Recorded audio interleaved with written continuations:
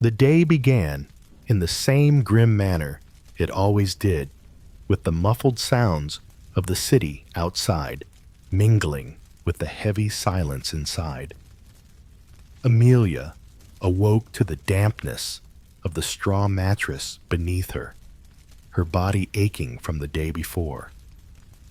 The small room, barely large enough for the bed, and a few personal belongings smelled of stale air sweat and the lingering scent of alcohol from the night.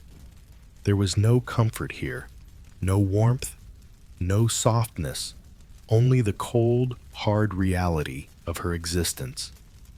She shifted, feeling the familiar discomfort of the straw poking through her thin shift, and rubbed her eyes, trying to shake off the remnants of sleep.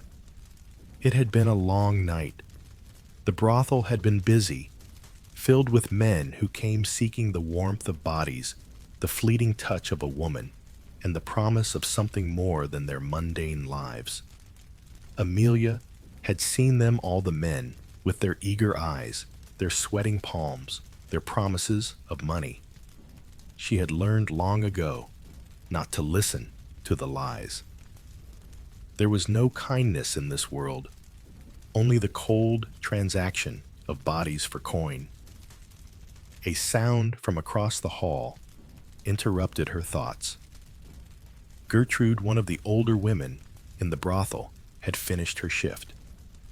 Amelia heard the faint sound of her voice, muffled, but clear enough to catch the mention of rats. Gertrude had a strange affection for the creatures that often scurried around the brothel at night.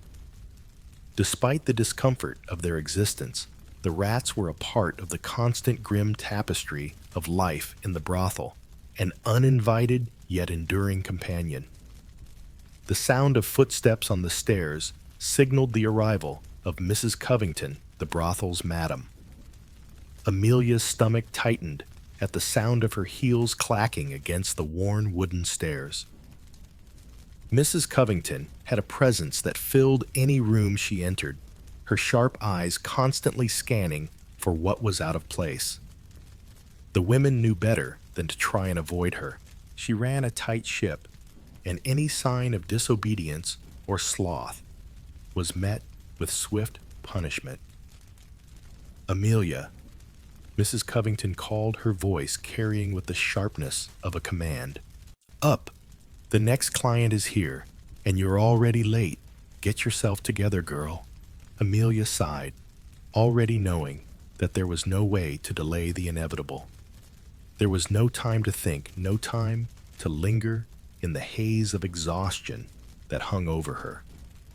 She quickly dressed in the uniform required by city ordinance, a faded red gown that proclaimed her profession loudly and clearly, a color that screamed both desire and disgrace. It was the same dress she had worn for what felt like months, its edges frayed and stained with the marks of her work. As she stood before the cracked mirror on the wall, Amelia caught a glimpse of herself, a woman whose face was tired, whose skin bore the marks of a life spent in the shadows. Her hair, tangled and unkempt, fell loosely around her shoulders, and her eyes, once bright with hope, now appeared hollow, exhausted. She wasn't the girl who had first arrived at the brothel all those years ago. She had been naive then, full of dreams and illusions. Now, she was a woman who had seen too much, who had learned the hard way that survival was all that mattered. Downstairs, the atmosphere was thick with the smell of boiled cabbage and the faint trace of cheap ale. The other women were already at their posts, preparing for the day ahead. Some sat in silence, others exchanged whispered words, their faces blank and tired. There was no joy here, only the occasional attempt at conversation, the occasional shared laugh that never quite reached the eyes. Amelia, walked into the common area where Mrs. Covington was waiting. "Get to work," the madam said, her gaze sharp.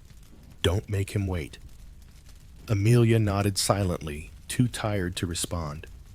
She didn't speak much anymore. Words had become meaningless in this place. The clients, the madam, the other women. They were all part of the same endless cycle, a cycle of work and survival.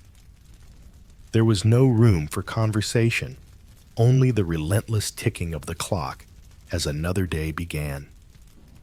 Her first client of the day arrived just after the church bells rang for prime. He was early eager and smelled of flour and sweat.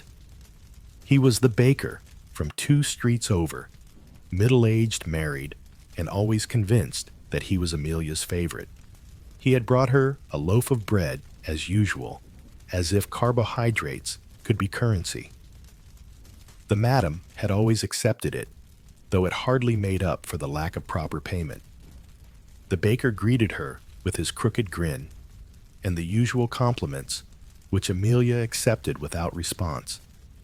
His eyes darted over her body, his words empty and insincere, just another part of the ritual they both knew too well. Amelia led him into her room, the small space that reeked of yesterday's sweat and the faint scent of stale soap. She tried to push away the feeling of disgust that crept up in her throat, tried to focus on the task at hand. She undressed him the way she had done countless times before, and he did the same with a hurriedness that made it all the more mechanical. She barely noticed his touch anymore. It was always the same. The same motions, the same empty words, the same fleeting moments. It didn't matter to her anymore.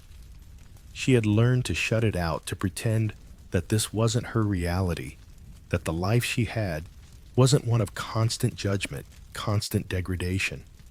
When it was over, the baker left her a few coins and a loaf of bread, just as he had done many times before. It wasn't enough, but it was all she had, and so she accepted it without protest. She looked at the bread for a moment, then set it aside, knowing it wouldn't fill the emptiness inside her. As she waited for the next client, Amelia reflected on the life she had come to know. There was no escape from this world, no way out of the cycle of work, pain, and survival. The brothel was her home, her prison, and her existence was tied to the whims of men who saw her not as a person, but as an object for their use. The life of a prostitute in Victorian London was one of constant struggle, constant fear, and constant survival. The brothel was quiet after Amelia's first client left, the sounds of footsteps and murmurs slowly fading as the day dragged on. The air was thick with the usual mix of sweat, stale perfume, and the lingering smell of food that hadn't been cleaned away. Amelia returned to her small room, barely able to keep her eyes open. The weight of the work, the constant physical strain, the emotional toll was beginning to catch up with her, but there was always another client, always another round of grueling hours ahead. The never-ending cycle of this life never allowed for rest. As she sat on the edge of her bed, her body aching from the night before, a thought crept into her mind, one she'd learned to push away countless times before. She scratched at a small rash on her inner thigh, a mark that had appeared only a few days ago. It wasn't the first time such things had happened. In this line of work, it was nearly impossible to avoid. Amelia's fingers traced the red, irritated skin, and she winced, already dreading what it might mean. It wasn't just the physical discomfort that gnawed at her. There was something worse, something even more terrifying, that lurked just beneath the surface, the constant fear of disease.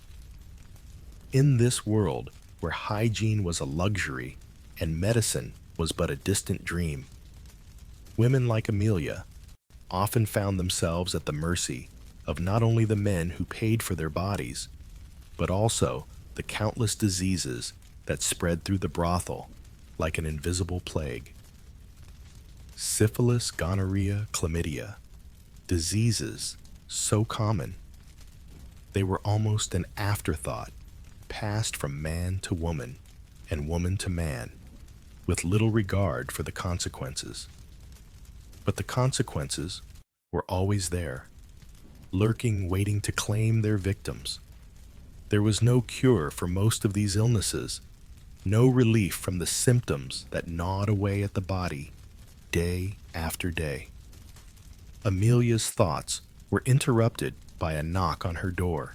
She winced at the sound, the familiar tap-tap, reminding her that time was always ticking, always moving forward. She pulled herself to her feet, trying to ignore the discomfort that had settled deep in her bones. "Amelia, girl," Mrs. Covington's voice rang through the door, sharp and commanding. "Get yourself cleaned up and ready. The next one's coming soon. Don't be slow now."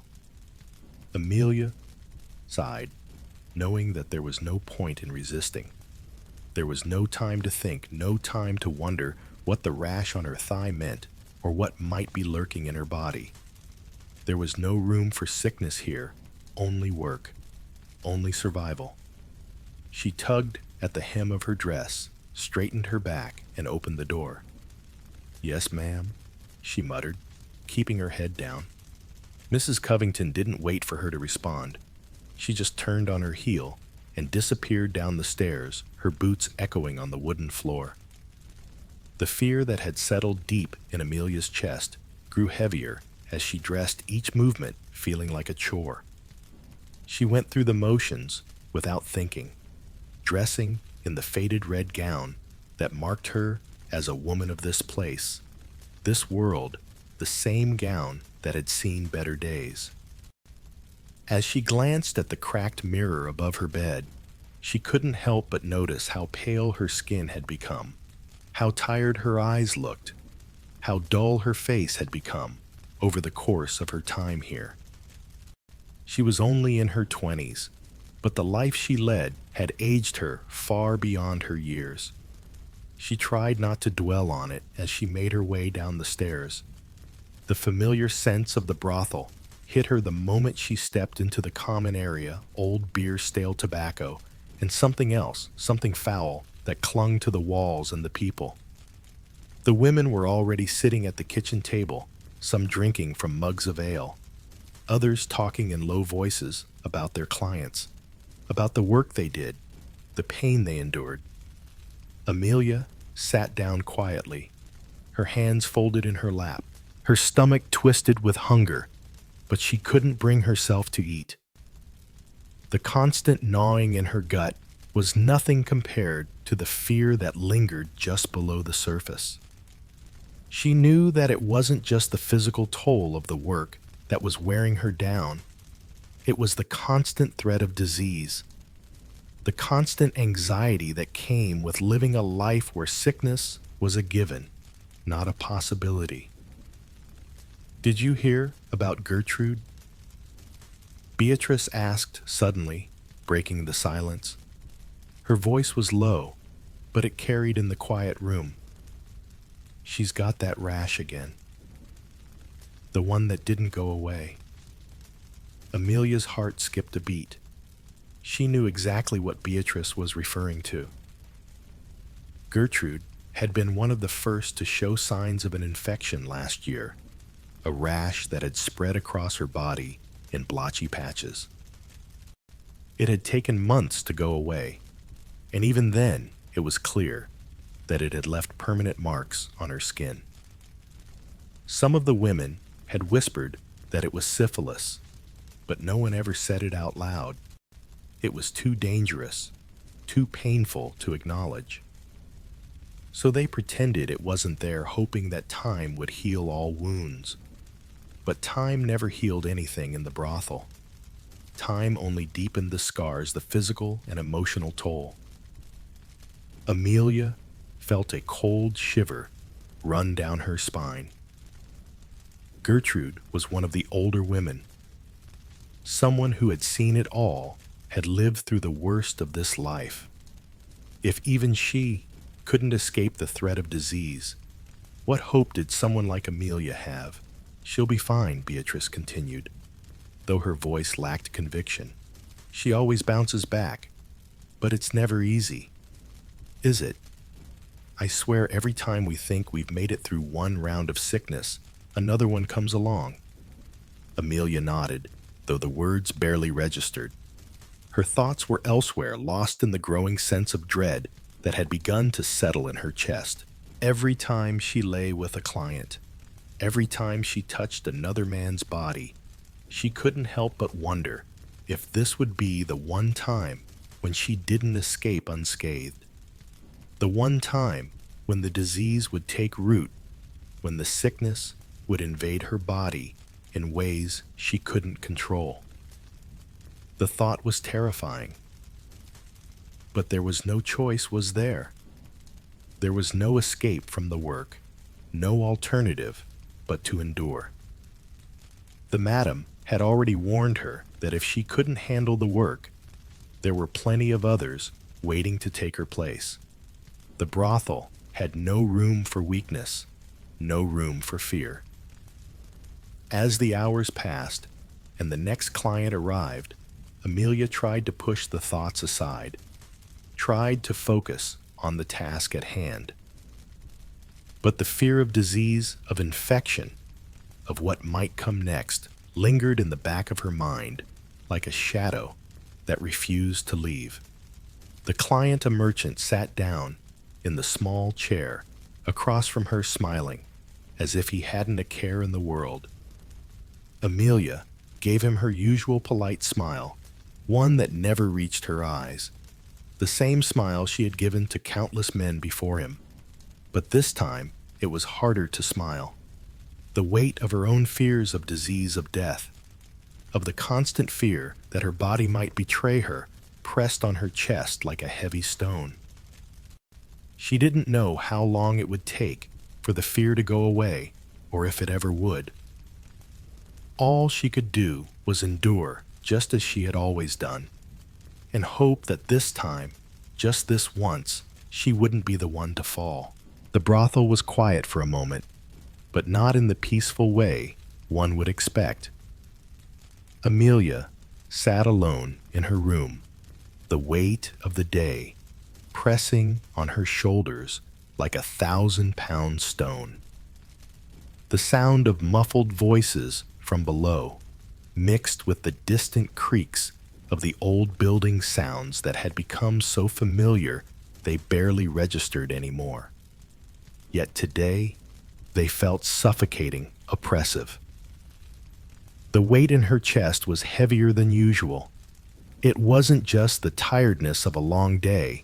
It was something deeper, something more insidious. She had long learned how to shut down her feelings, to compartmentalize her emotions into neat little boxes. But today, the box was overflowing. Every little thing seemed to take on a new weight, each small irritation, each unwelcome touch, each degrading word from a client. They all compounded, tearing at the fragile walls she had built around herself. The feeling of isolation had grown thicker, more suffocating. The loneliness was always there, but today it was unbearable. Amelia lay back on her straw-stuffed mattress, staring up at the crooked ceiling. It creaked as the wind howled outside, but she didn't hear it. Instead, the thoughts that had been creeping into her mind all week rushed in. Was this really all there was? Was she doomed to this life forever? The constant parade of men, the endless cycle of flattery and exploitation, the horrible truth of being nothing more than an object to be used.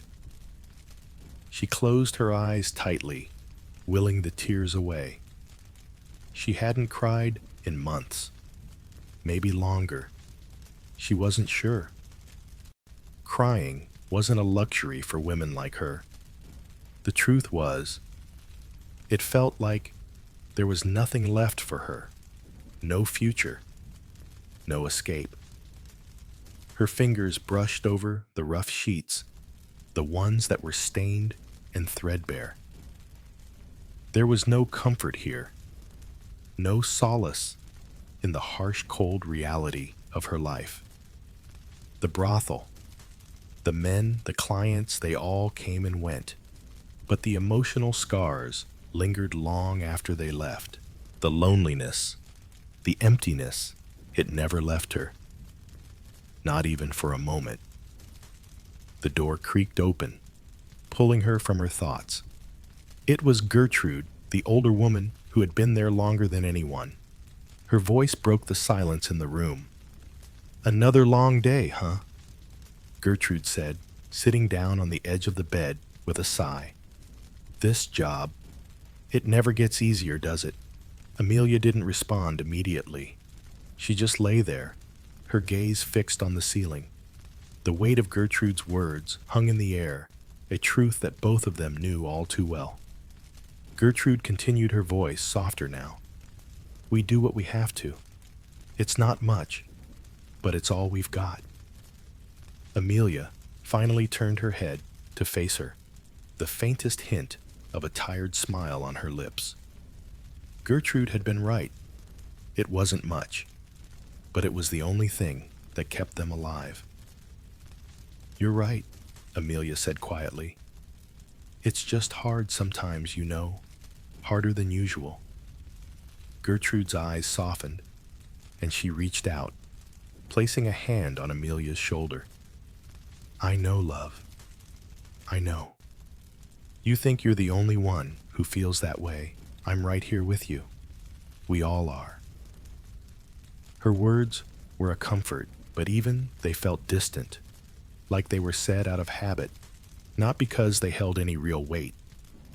In this place, comfort was always temporary. It couldn't fill the emptiness. Amelia didn't have the energy to argue. She simply nodded. "I don't know how much longer I can keep doing this."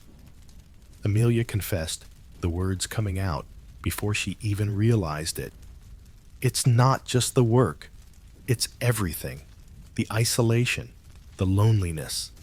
The way I feel is like I don't even exist outside of this place. I'm not even a person to them, Gertrude. Just a body."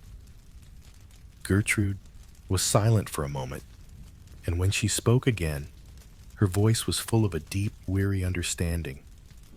"I know, girl. I know. You're not alone in feeling like that.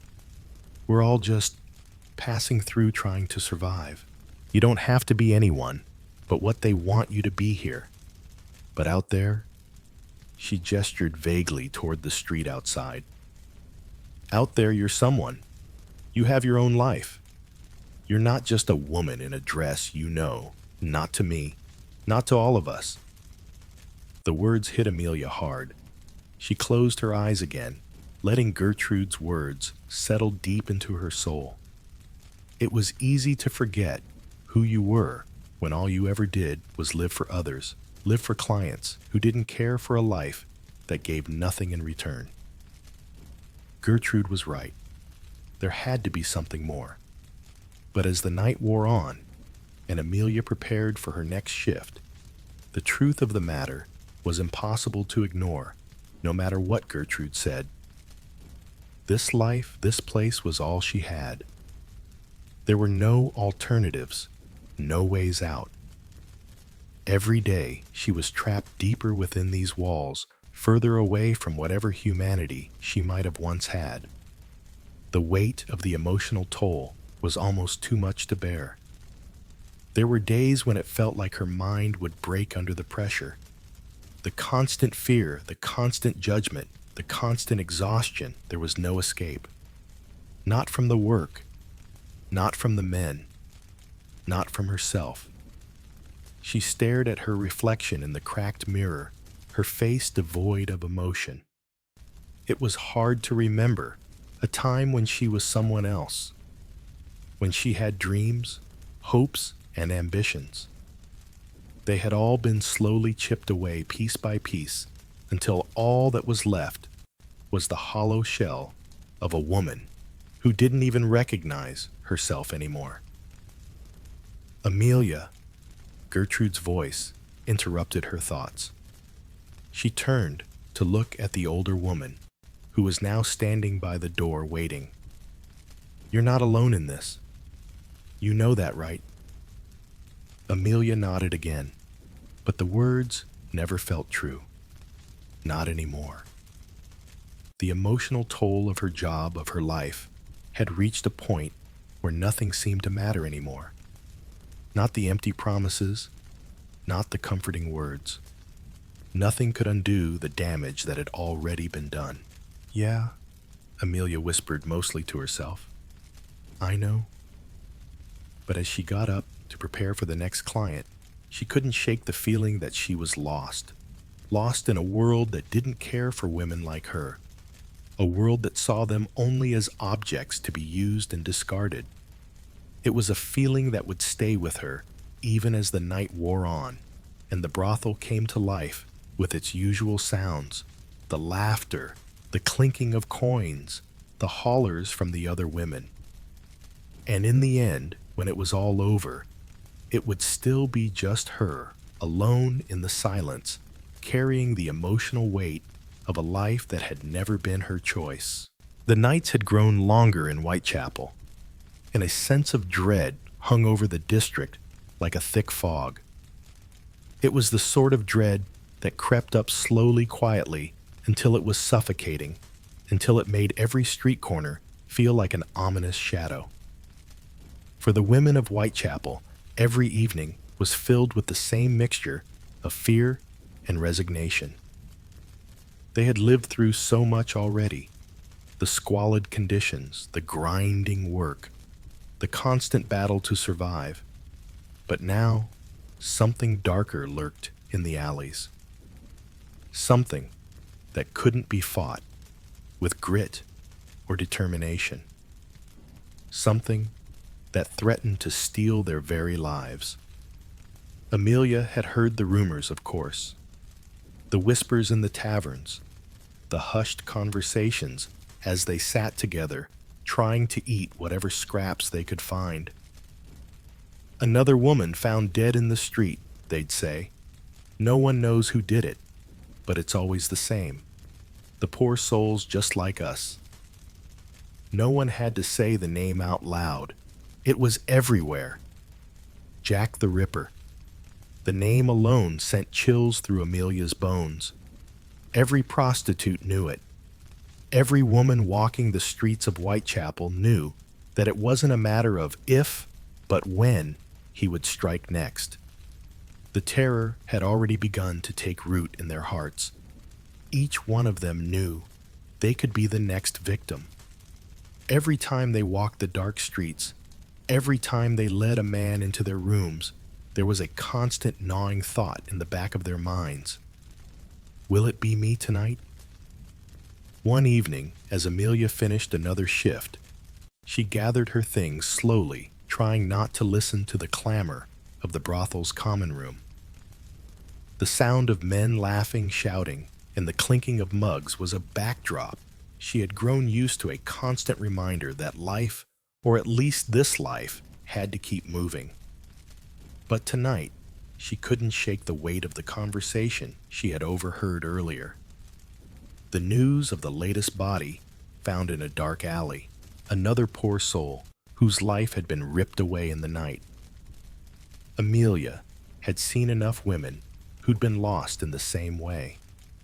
Women whose faces were just another memory in a city that discarded them like trash.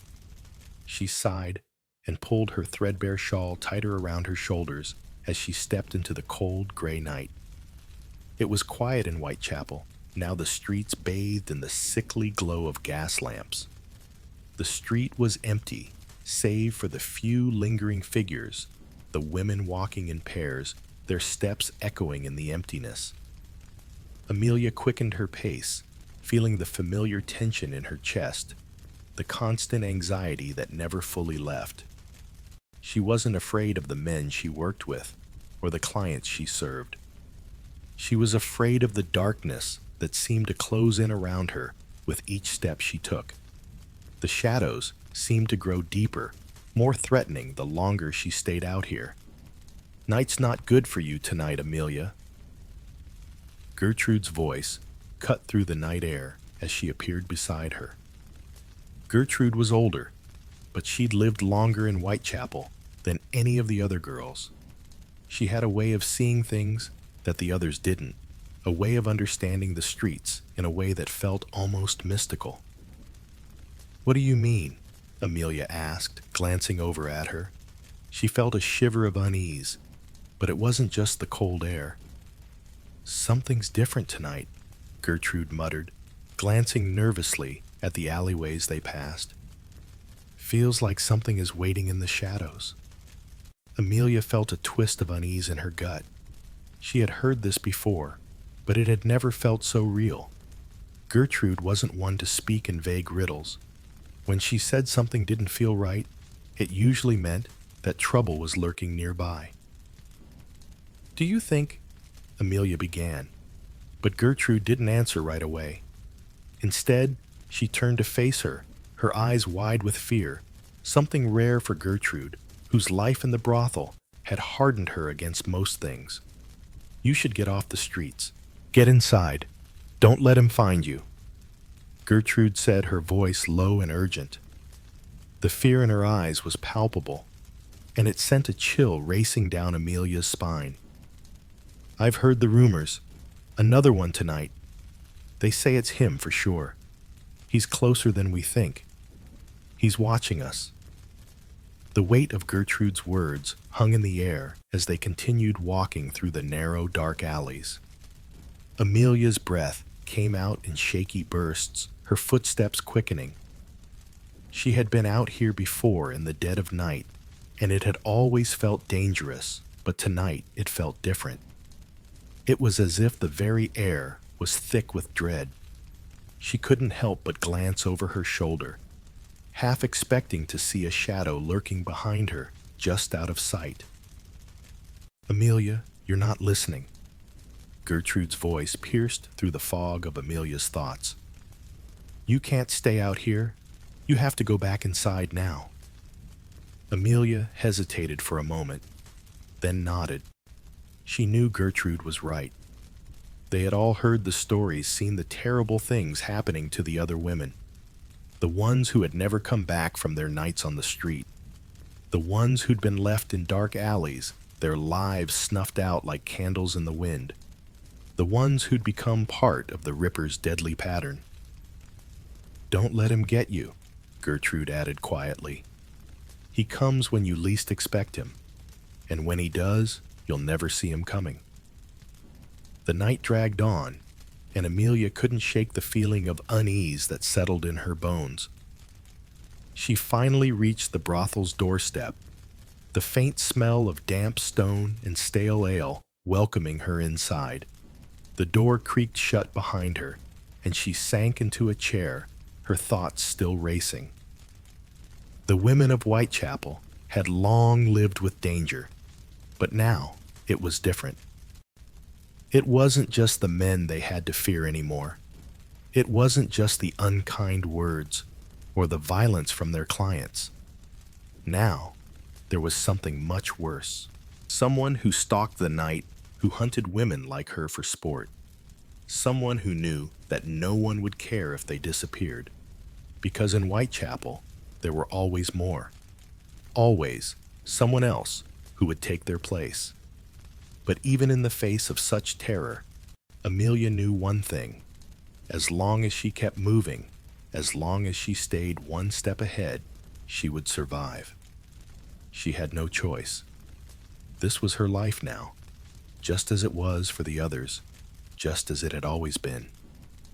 The streets of Whitechapel may have been full of shadows, but it was the only life they had. But tonight, that shadow felt darker than usual, and Amelia could only pray that she wouldn't be the next one to vanish into the night. The nights in Victorian London were heavy with fog, the streets filled with a haunting quiet that could only be broken by the clatter of footsteps echoing through the dark alleys. For the women who lived in Whitechapel, the fog was just another layer of concealment for the dangerous world they navigated every day. But more than the physical dangers of the streets, the cold, the dirt, the unsanitary conditions, there was the constant torment that came with the work itself. The night, which began as a blur of hope, often ended in something far more sinister. Charlotte, one of the women of Whitechapel, had learned long ago that to survive in this world, she had to pretend the harshness didn't hurt. The customers who came in were often not the kind you could call gentlemen. They came for an experience not just for physical release, but often to fulfill darker, more violent impulses. Impulses that did not always leave her body or mind unscathed. "You'll have a good time, won't you?" Charlotte forced a smile as she opened the door to a new customer. His rough hands, the smell of stale ale on his breath, and the wild look in his eyes made her stomach tighten in a knot. She had seen it all before, but tonight it felt different. The last time she had let her guard down, the bruises on her ribs hadn't faded for weeks. The man grinned, a lopsided, lecherous smile that made her skin crawl. "Oh, I'm sure of it, love," he slurred. "It's gonna be just what I need." She didn't say anything else. There was nothing more to say. She had learned long ago that in this business, words were nothing but distractions. They didn't matter. The night would unfold as it always did, with an exchange that was meant to be forgotten the moment it ended. But not all nights were as predictable. Some clients were worse than others. Some would come in angry from their own frustrations, seeking to take it out on anyone within reach. And there was nothing Charlotte could do to stop it. She had to take whatever came her way. To refuse was to risk being thrown out into the street with nothing more than a broken spirit and empty hands. A few nights ago, a man had stormed in his face, twisted in a grimace, demanding something she wasn't willing to give. His anger was like a storm that had no place to go but through her. She had tried to reason with him, tried to smile through it, but he had grabbed her arm and pulled her towards the bed. The bruises had lasted longer than she cared to admit. It wasn't the first time something like that had happened, but each time it hurt a little more. "Stop," she had begged him. "Please. Not like this. You don't have to." "Shut up." He had snapped, his voice thick with anger. "It's not your place to speak." Charlotte closed her eyes now, remembering that night, the way the fear had turned her stomach to stone. But she had to ignore. It had to keep going. After the man had left his money thrown carelessly on the nightstand, she had sat there for hours, staring at the door, waiting for the next customer, waiting for the same thing to happen, all over again. That was the nature of the life she led. Every night, she stood at the threshold, waiting to let the next stranger in. She didn't know what kind of man he would be. Would he be gentle? Would he be cruel? Would he be someone who wanted to talk, or someone who wanted nothing more than to hurt her and leave? She never knew until it was too late. But it wasn't just the physical violence that took its toll. The emotional weight was just as heavy. Charlotte had grown numb to it over the years, the constant barrage of insults, the words that chipped away at her dignity. They didn't see her as a person. To them, she was nothing but an object to be used something to fulfill a need. And each time it happened, she felt that piece of herself slip away, little by little. She had tried once to talk to Gertrude, the older woman who had been around longer than any of them. "I can't keep doing this," Charlotte had said, her voice shaking. "I don't know how much more I can take." Gertrude, never one for sentimentality, had simply nodded. "We all have our reasons, darling. Just don't lose yourself in it. That's the hardest part. You can walk away, but you'll always leave a part of yourself behind." But Charlotte didn't know if she could walk away. Where would she go? What would she do? The streets didn't offer a future for someone like her. The world outside of Whitechapel didn't care about women like her. She was invisible. And so she stayed, hoping that one day she could find a way out, though deep down, she knew that escape was a dream she'd never be able to reach. And still, each night, she would prepare herself again. Another client, another chance for something better, though she knew it wouldn't come. She'd pull on the faded red dress, the one that was required by law to signal her availability, and stand at the door, waiting for the next man to come. Because that was the reality. This was what she did, and she had no other choice. The hours passed slowly, her body aching from the constant strain of the work. The brothel was quiet for a moment, but it wouldn't last. The doorbell rang, signaling the arrival of yet another customer. Charlotte steadied herself and took a deep breath. The cycle would continue. It always did. And with it, so would the pain. But she wouldn't give up. No, not yet. As long as she had breath in her lungs, she would keep going. Even if it meant enduring the torment, the abuse, the fear, and the loneliness. Because in the end, she was still here. Still standing, still surviving. The cold, gray mornings of Victorian London often carried a sense of oppression, the heavy fog cloaking the city's secrets. For the women who made their living in the dark corners of the city, those gray mornings were not just about the chill of the air, but the deep-rooted, ever-present judgment that stained their very existence. To be a woman in this era, a woman who worked in the shadows, was to carry a burden that went far beyond the physical labor of the job. It was a burden of shame of being cast out from society, an invisible scar that no amount of money could erase. Charlotte knew this burden all too well. The whispers, the sideways glances, the way people crossed the street when they saw her coming. She had been born into a world that made no room for women like her women who sold their bodies for survival. The labels were inevitable. Fallen, sinner, disgrace. Words like these clung to her sticky and suffocating no matter how many years she spent in the brothels of Whitechapel. "You know what they say about us," Gertrude, the eldest of the women in their small shared space, would often say. "We ain't women, we're just things." Gertrude had lived longer in the streets than Charlotte could imagine. She had seen the highs and lows of the trade, and she knew better than anyone the price that came with wearing the label of whore in a world that had little compassion for women. Charlotte tried to ignore it, tried to convince herself that she was more than the way society saw her.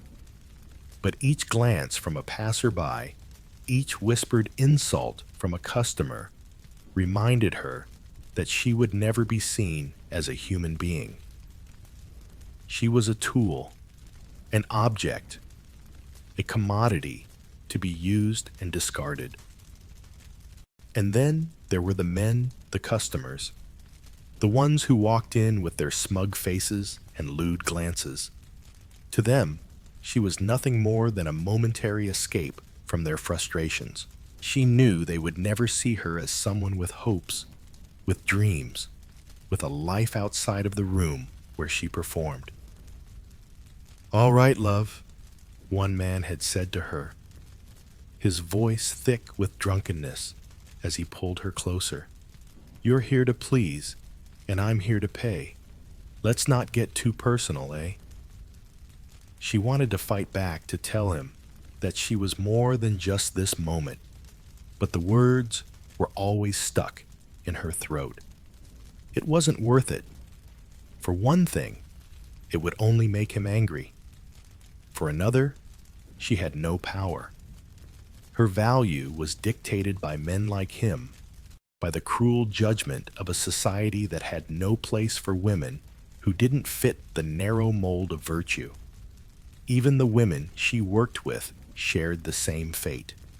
There was no camaraderie in the world of prostitution, only a hierarchy of suffering. The older women like Gertrude had long since come to terms with their position in the world. They had learned to laugh off the insults, to ignore the stares, to accept that they were forgotten by society, thrown away with the refuse in the gutters of London streets.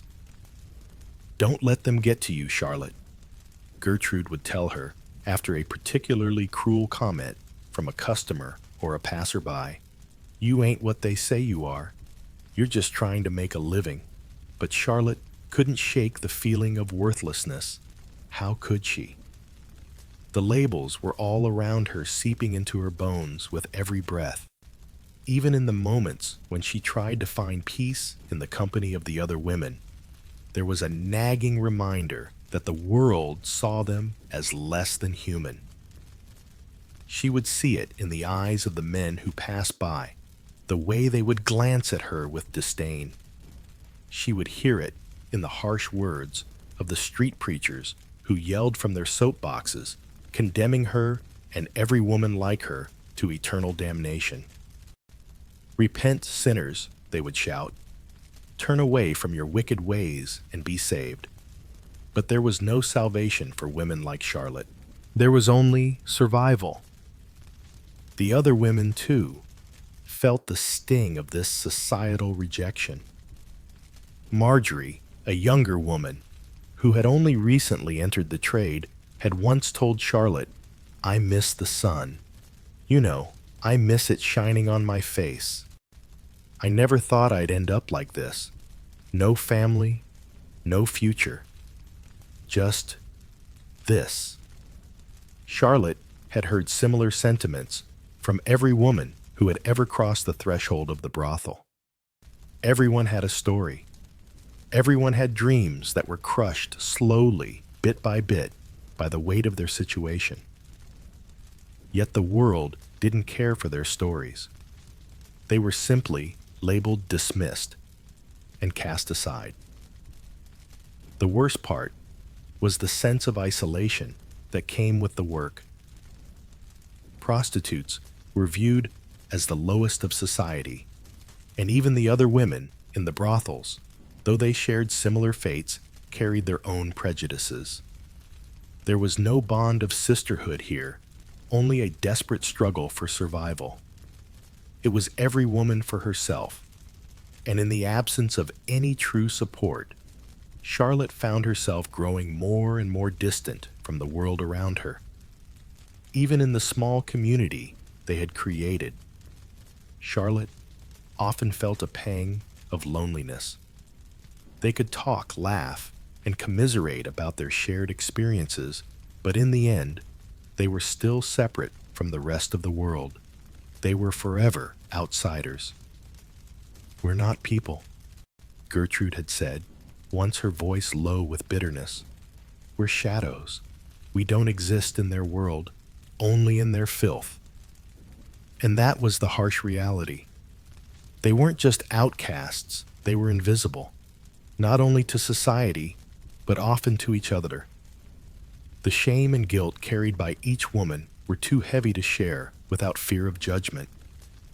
Even within the brothel, a woman could feel utterly alone. Charlotte had learned, like so many before her, to survive by closing off her emotions.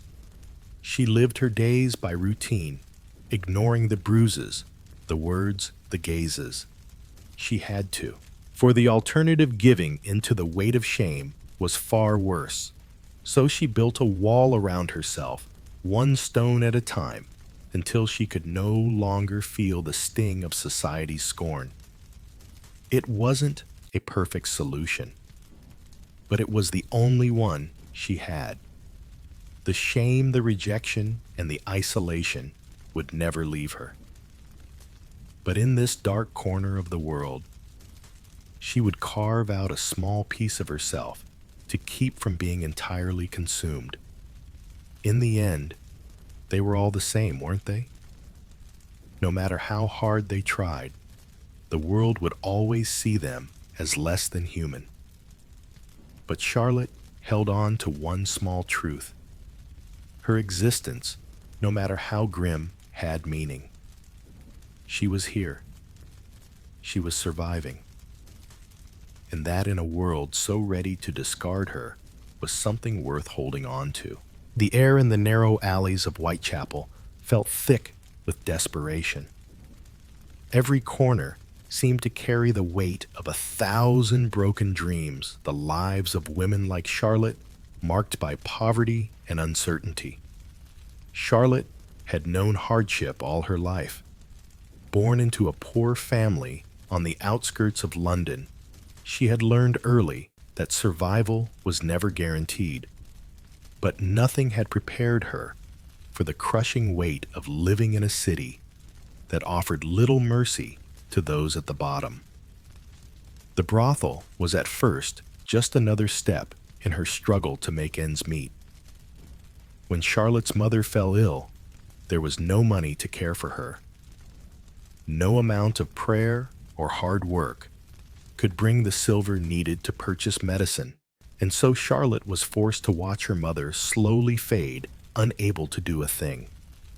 It was during that time, when desperation clung to her like the soot on the streets, that Charlotte began to consider the unthinkable. She had never imagined herself in the business of selling her body. But there came a point when survival felt like a more pressing matter than dignity. The brothel had been recommended by a woman who had worked there before, someone who had promised that though the work was hard, it was a way to earn quick, steady money. And so when Charlotte found herself with no other options, she took the first step into a life she hadn't chosen, but one she felt trapped in.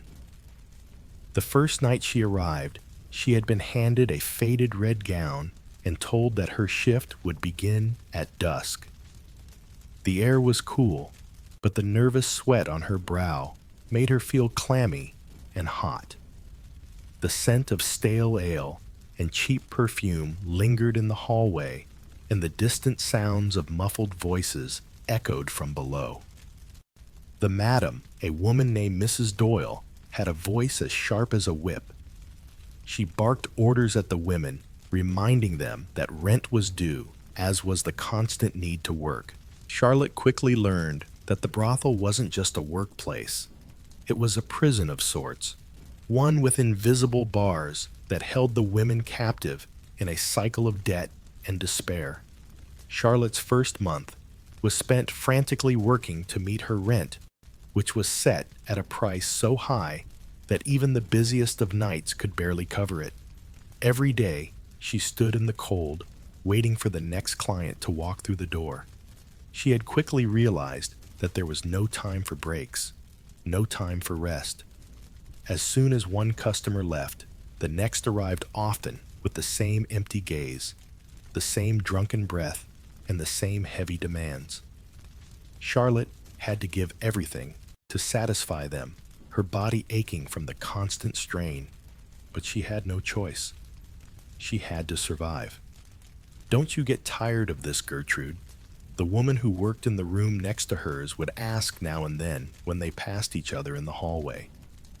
Her voice was always tired, always carrying the same weight that Charlotte felt: exhaustion. How do you keep going?" Charlotte would smile faintly, though it didn't quite reach her eyes. "You don't have a choice. You keep going because you have to, or you end up with nothing. Nothing's worse than this." Gertrude's voice was barely above a whisper, and Charlotte had seen the deep, painful weariness in her eyes more than once. They all felt it, the pressure, the need to constantly work, to make rent, to avoid falling behind, to avoid being left with nothing. The women who worked at the brothel weren't just selling their bodies. They were selling their futures, their chances at any semblance of freedom. The financial hardship weighed heavily on every aspect of Charlotte's life. She had little time for anything but work. There were no luxuries, no days off, no moments of respite. If she didn't make enough money that day, she knew what awaited her judgment from Mrs. Doyle, a reminder that her debts were piling up. The threat of being kicked out of the brothel hung over her like a storm cloud, a constant reminder that in a world where survival meant earning every penny, she was always walking a thin line between stability and ruin. What happens if we can't pay? Charlotte had once dared to ask Gertrude late one evening after a long, grueling night with too many clients and too little money. She was exhausted both physically and mentally, and her stomach growled with the gnawing emptiness of hunger.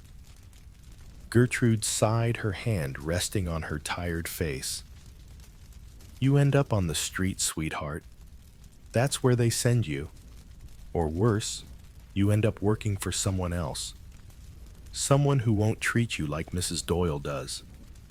But it's all the same in the end." Charlotte had heard whispers from the other women about the horrors that awaited those who couldn't pay. Some were sent to other brothels with worse conditions, where the clients were rougher and the mistreatment was worse. Others, they said, had ended up wandering the streets, desperate for any form of work. The fear of falling into that abyss, the fear of becoming nothing more than a nameless woman in the gutter, kept Charlotte awake at night. The idea that the life she was living was the only life she could have terrified her, but she couldn't see another way out. But the deeper hardship, the one that gnawed at Charlotte every moment she wasn't working, was the knowledge that for all her efforts, it was never enough. The constant fear that one bad night could send her into a downward spiral was always lurking just beneath the surface. What happened when there were no more customers? What if there were no more shifts to work? It wasn't just about surviving for her. It was about escaping the grip of the brothel, escaping the financial chains that bound her. But the more she worked, the less she felt in control of her fate. The price of her survival was too high. One evening, as Charlotte sat alone in her room, staring at the flickering candlelight, she heard a voice call from the hallway. It was Mrs. Doyle, demanding that she come down immediately to tend to a new client. Charlotte sighed, wiped the dirt from her hands, and prepared herself to step back into the same exhausting cycle. There was no way to escape, no way to find freedom. She stood adjusting her gown. The lace, now worn and frayed, barely covered the marks of exhaustion etched into her skin. She walked toward the door, her steps heavy with the knowledge that no matter how hard she tried, she would always be a woman, fighting to survive in a world that never saw her as anything more than an object. And so she stepped out of her room, back into the brothel, where survival was the only thing that mattered. The dim light flickered through the small, grimy window in Charlotte's room, barely illuminating the dust hanging in the air. She had long stopped counting the hours or days. It was always the same. The ceaseless grind, the weight of exhaustion pressing down on her like a stone. When she first came to the brothel in search of work, she had imagined that it would be a temporary thing, a way to earn enough to escape the crushing poverty of her childhood. But now, every muscle in her body ached, every step felt heavier than the last, and the once distant dream of escape seemed as unreachable as the stars. Charlotte's body had become a battleground, worn down by the unrelenting hours, the lack of rest, and the constant exposure to risk. The other women she worked alongside had grown used to the rhythm of their lives, their bodies hardened by years of toil, but the physical toll was impossible to ignore. No matter how much they tried to mask it with makeup or smiles, it was always their aching limbs, fragile bones, and the constant reminder that their lives were not their own. "Another one tonight, Charlotte," Gertrude's voice echoed from the hallway. She was one of the older women, having been at the brothel for years. There was a rawness to her tone, an acceptance of the grim reality they all lived in. Charlotte sighed, rubbing the back of her neck as she rose from the small cot. "It's always another one." She made her way to the basin of cold water on the corner table, splashing her face in an attempt to shake off the fog of fatigue clouding her mind. Gertrude leaned in the doorway, her arms crossed, a slight smirk playing on her lips despite the exhaustion etched into her features. "You know you don't have to do this. I could lend you some money for a rest. A few hours at least." Charlotte glanced up at her, her reflection in the cracked mirror staring back at her, a woman with hollow eyes and skin that had lost its glow. "What good is a few hours of rest? Gertrude, the debt won't go away. The rent won't go away. They won't stop knocking on that door."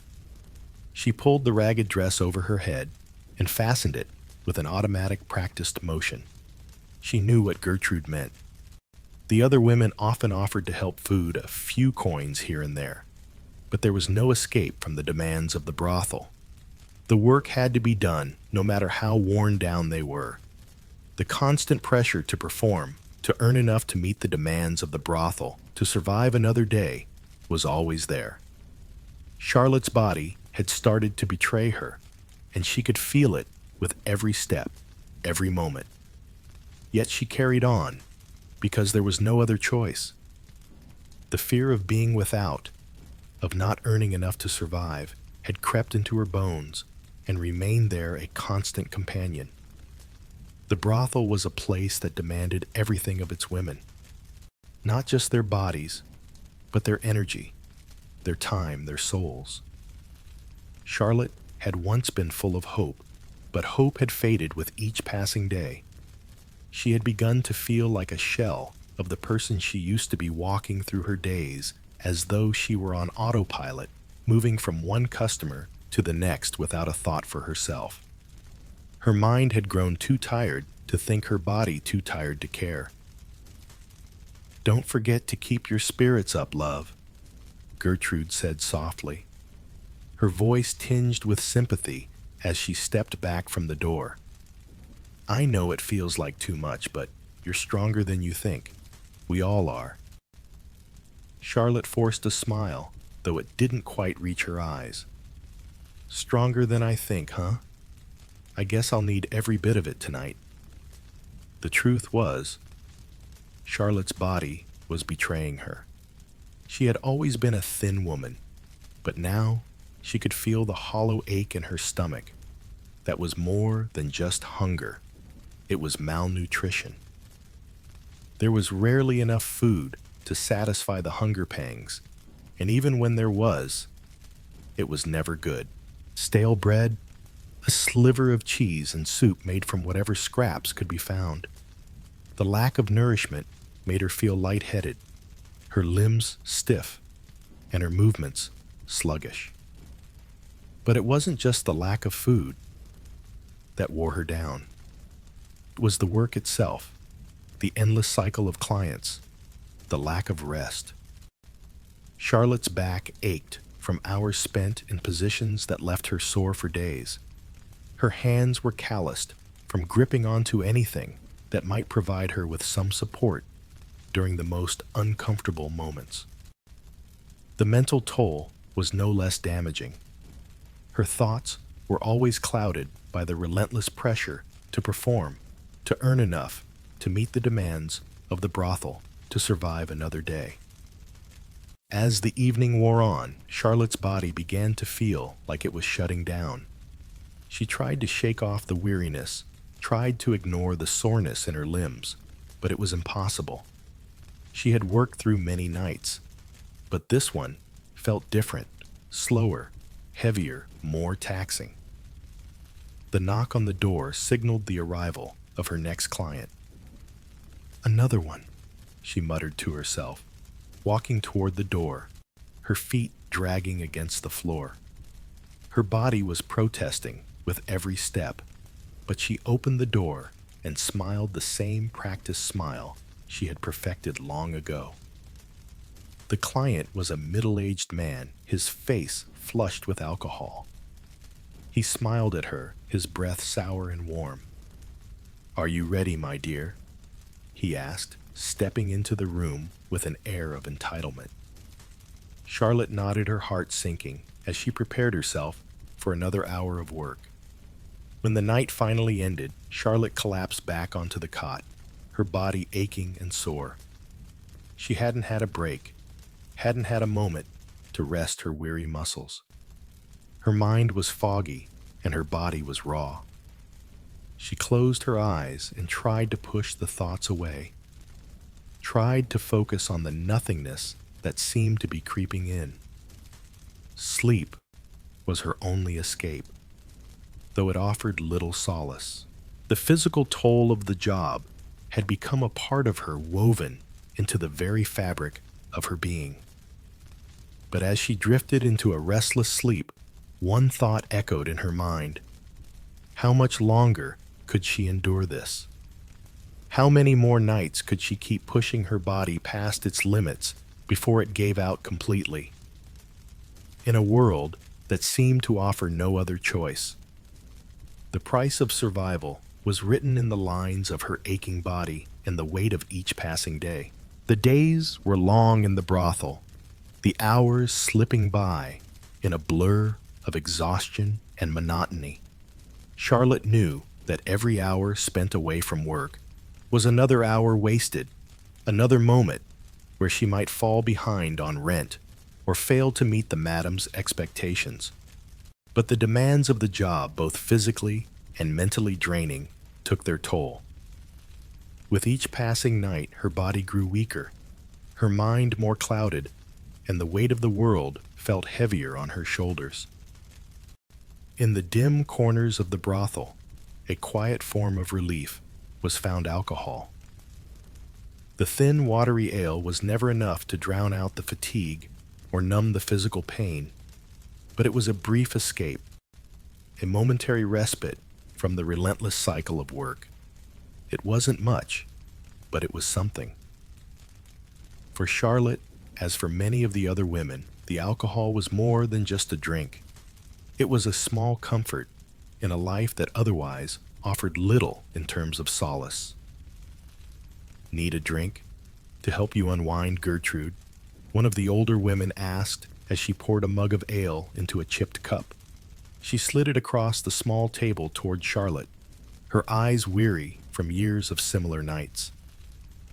Charlotte reached for the mug without hesitation, the cold liquid slipping past her dry lips, momentarily soothing the rawness inside. "I think I might need a bit more than that tonight," Charlotte said, her voice hoarse from the strain of the day. "Don't we all?" Gertrude replied with a soft chuckle. Her face, lined with years of wear, softened as she sat across from Charlotte. "It gets to us all eventually. You learn to take the edge off however you can." It wasn't just the alcohol, though. In the shadows hidden from the prying eyes of customers and the madam, other substances were passed around. Some women used opium. Others took laudanum, an addictive tincture of opium and alcohol, hoping to escape the pain, the constant fatigue, and the mental toll that came with their profession. It wasn't just about getting through the day. It was about surviving the emotional weight of living a life that many saw as shameful, degrading, and hopeless. Charlotte had never been one to indulge much at first, but as the days turned into weeks and the weeks into months, the temptation to escape became stronger. The weight of her life, the dirt, the unending cycle of clients, the endless nights spent in exhaustion and pain began to feel too heavy to carry without some sort of release. She would sit in the small room she called her own, a bottle of laudanum in one hand, trying to drown out the thoughts swirling in her mind. The first time she had taken the laudanum, it was almost accidental.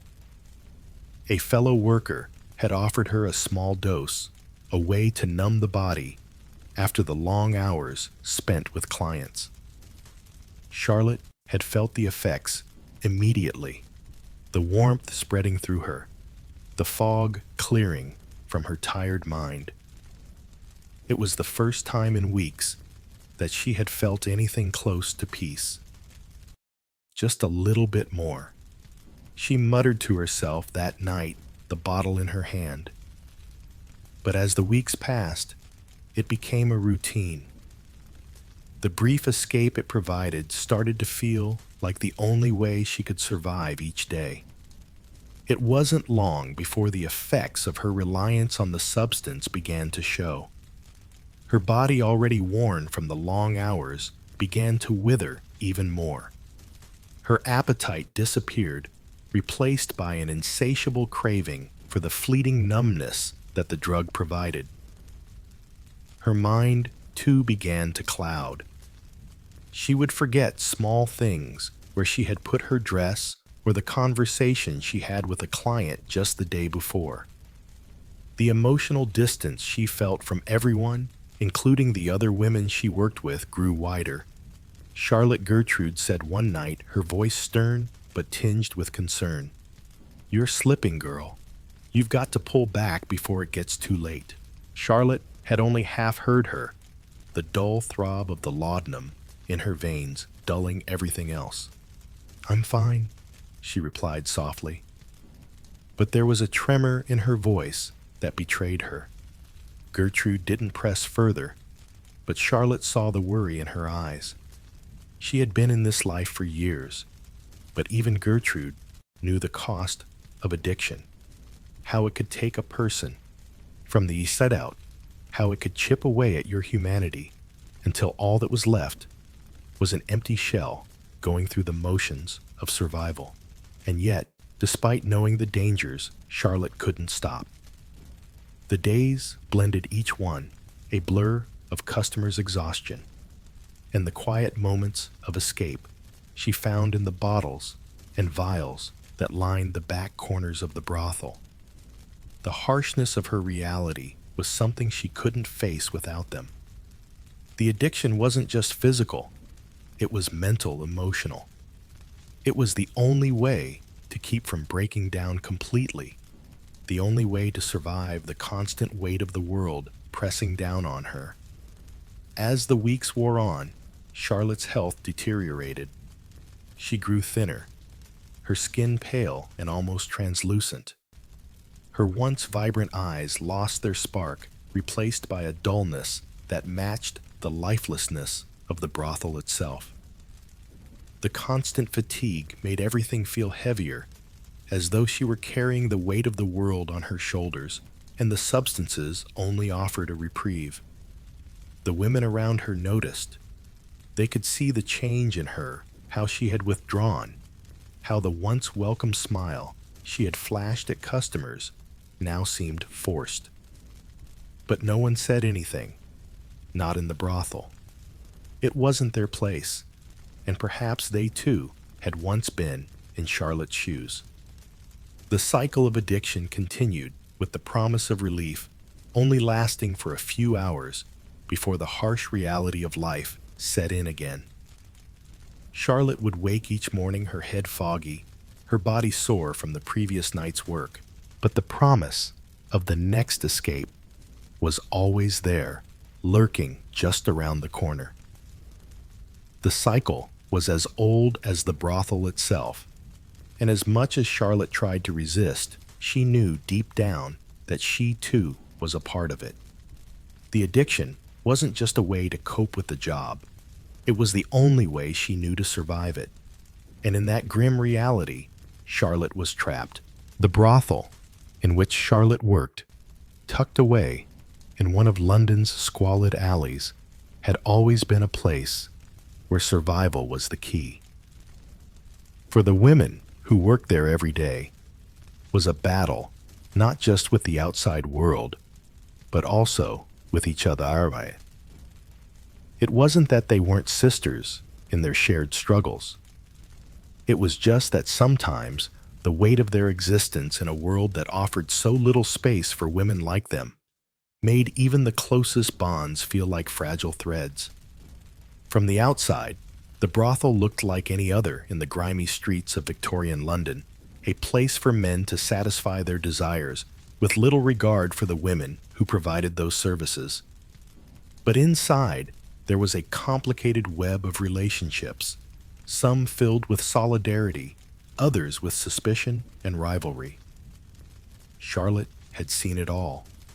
The way the other women looked at each other in the dimly lit halls, eyes narrowing as they walked past. The whispered words in the corner rooms, the raised voices late at night, always about things that were small. In the grand scheme of things, who had more clients, who could attract more attention, who was bringing in the most money. To survive in the brothel, the women needed more than just their bodies. They needed strategy, wit, and sometimes ruthlessness. "Stay away from him," Charlotte, Gertrude, one of the older women, warned, her voice a low murmur as she passed Charlotte by for one evening. "You're attracting too much attention. It's not good for business here." Charlotte shot her a quick look. Eyes narrowed. "What are you talking about?" "You know exactly what I mean," Gertrude continued, shaking her head. "They'll start picking favorites. You'll see." Charlotte had always thought of herself as someone who kept to the shadows, quiet, unassuming. But it seemed that the men in the brothel were noticing her. She wasn't sure whether it was her youth, her looks, or something else entirely. Still, she didn't want it to upset the delicate balance in the brothel, where the women had to be in a constant state of competition for attention and clients. But it wasn't just about men. It was also about territory. Every corner of the brothel had its claimed space rooms, hallways. Even the stairwells were divided, each woman jealously guarding her domain. If someone new started gaining the attention of clients, there were whispers. If someone didn't bring in enough money, they were quickly marginalized. In a place where every woman was already fighting to survive, even the smallest transgression could spark anger. One evening, when the brothel was quieter than usual, Charlotte found herself cornered by Beatrice, a woman who had worked in the brothel for nearly 5 years and who prided herself on being the top earner. She was older than Charlotte, sharp-featured, and hard-eyed, her experience in the trade apparent in the way she carried herself. "You're getting too close to my clients," Beatrice said, her voice low but full of heat. "They're mine. You'll learn your place here, girl." Charlotte, who had always been soft-spoken and tried to avoid conflict, felt a tightening in her chest. "I'm just trying to do my job," she replied, her voice shaking with unease. "Your job?" Beatrice sneered. "Your job is to stay in your lane, or you'll find yourself without a job at all." The tension between the women grew each encounter more fraught than the last. Charlotte had always admired Gertrude for her calm, collected demeanor, but even she had her moments of anger. "Don't let them get to you, Charlotte," Gertrude would say, eyes hardening when she spoke of Beatrice. "They want to see you fall so they can pick up the pieces." But Charlotte wasn't the only one feeling the pressure. Every woman in the brothel, from the quietest to the most outspoken, was vying for something. Some wanted the money, others the security, and still others the power that came with being the favorite. But no one could escape the constant undercurrent of rivalry and competition. The brothel wasn't just a place where women worked. It was a battleground where the strongest survived and those who faltered were left behind. Charlotte began to understand that the brothel was a microcosm of the world outside, a world where women were constantly judged, compared, and often discarded. The lines between friendship and rivalry blurred. They had to for survival. There was no room for weakness, for sentimentality in a place like this. And yet, despite the rivalry, there were moments of understanding. When things went wrong, when clients became too rough, or a night ended in an argument, the women would find themselves coming together. There were moments when they would share a quiet word, a look that conveyed more than words ever could. They were all in this together, no matter how much they fought for space, for attention, or for the small victories that defined their lives in the brothel. But the constant threat of losing their footing, of being replaced, hung over them all. The delicate balance between camaraderie and rivalry was always shifting, and at any moment it could tip into something darker. As Charlotte began to navigate this harsh world of competition and territorial disputes, she realized that survival in the brothel wasn't just about enduring the work. It was about learning to navigate the complex web of relationships, and sometimes it was about winning at any cost. Charlotte stepped into the small, dimly lit room, the faint smell of stale ale and smoke hanging in the air. It was late, and the brothel had quieted down. Most of the women were either resting or preparing for the next shift. But Charlotte, always alert, could feel the tension in the atmosphere that never quite left, an ever-present fear that lurked in the corners of their lives. The law, though, designed to protect society, was never kind to the women who worked here. For them, it wasn't a question of being safe under the rule of law. It was about surviving in a world that constantly deemed them criminals. Prostitution was illegal, and the police were ever watchful, ready to swoop in with little provocation sometimes for no more than an offhand remark about the work they did. "Another raid, Charlotte," Gertrude muttered under her breath as she tucked a stray strand of hair behind her ear. "They'll be here soon enough. They always are."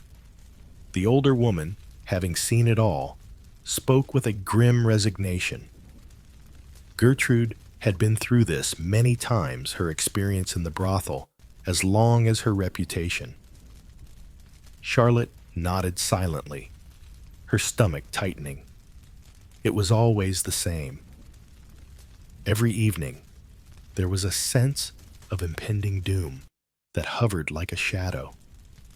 The fear wasn't just about the clients, it was about the ever-present threat of being arrested, dragged through the streets in front of the very people who judged them without understanding, without compassion. "Are you sure they'll be here tonight?" Charlotte asked, her voice barely a whisper. Gertrude gave a hollow laugh. "Doesn't matter. They come when they want, not when you expect them," heard rumors of a sweep. "And once they get one of us, they'll get them all. Doesn't matter if you've been good or bad. They'll find a reason to drag you out kicking and screaming. The law doesn't care about our lives." Charlotte's thoughts turned dark. The law, the very force that was meant to protect them, was the one that made their lives unbearable. The police treated them like animals, as if their work was somehow worse than any other form of labor. Prostitutes were seen as nothing more than objects to be punished, objects to be disposed of when it suited the authorities. At first, Charlotte had believed that the police were a distant threat. The law was something that applied to other people, not to her. But as she spent more time working in the brothel, she learned differently. There was no escaping the law. No matter how quiet they were, no matter how carefully they worked, the police were always waiting. "Do you think they'll arrest me again?" Charlotte's voice cracked slightly as she asked the question that lingered at the back of her mind every night. She knew what Gertrude would say.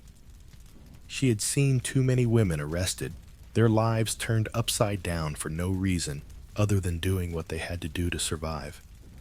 Gertrude exhaled slowly, her expression hardening. "They've done it before, Charlotte. They'll do it again. It's what they do. You can hide in the shadows all you want, but they're always watching. Just wait for one slip, one mistake, and they'll take you. And when they do, don't expect anyone to care." For Charlotte, that was the most painful part, the lack of empathy from anyone outside their world. The police would come in, dragging the women out of the brothel, their faces red with humiliation, their bodies bruised by the forceful treatment, and the public.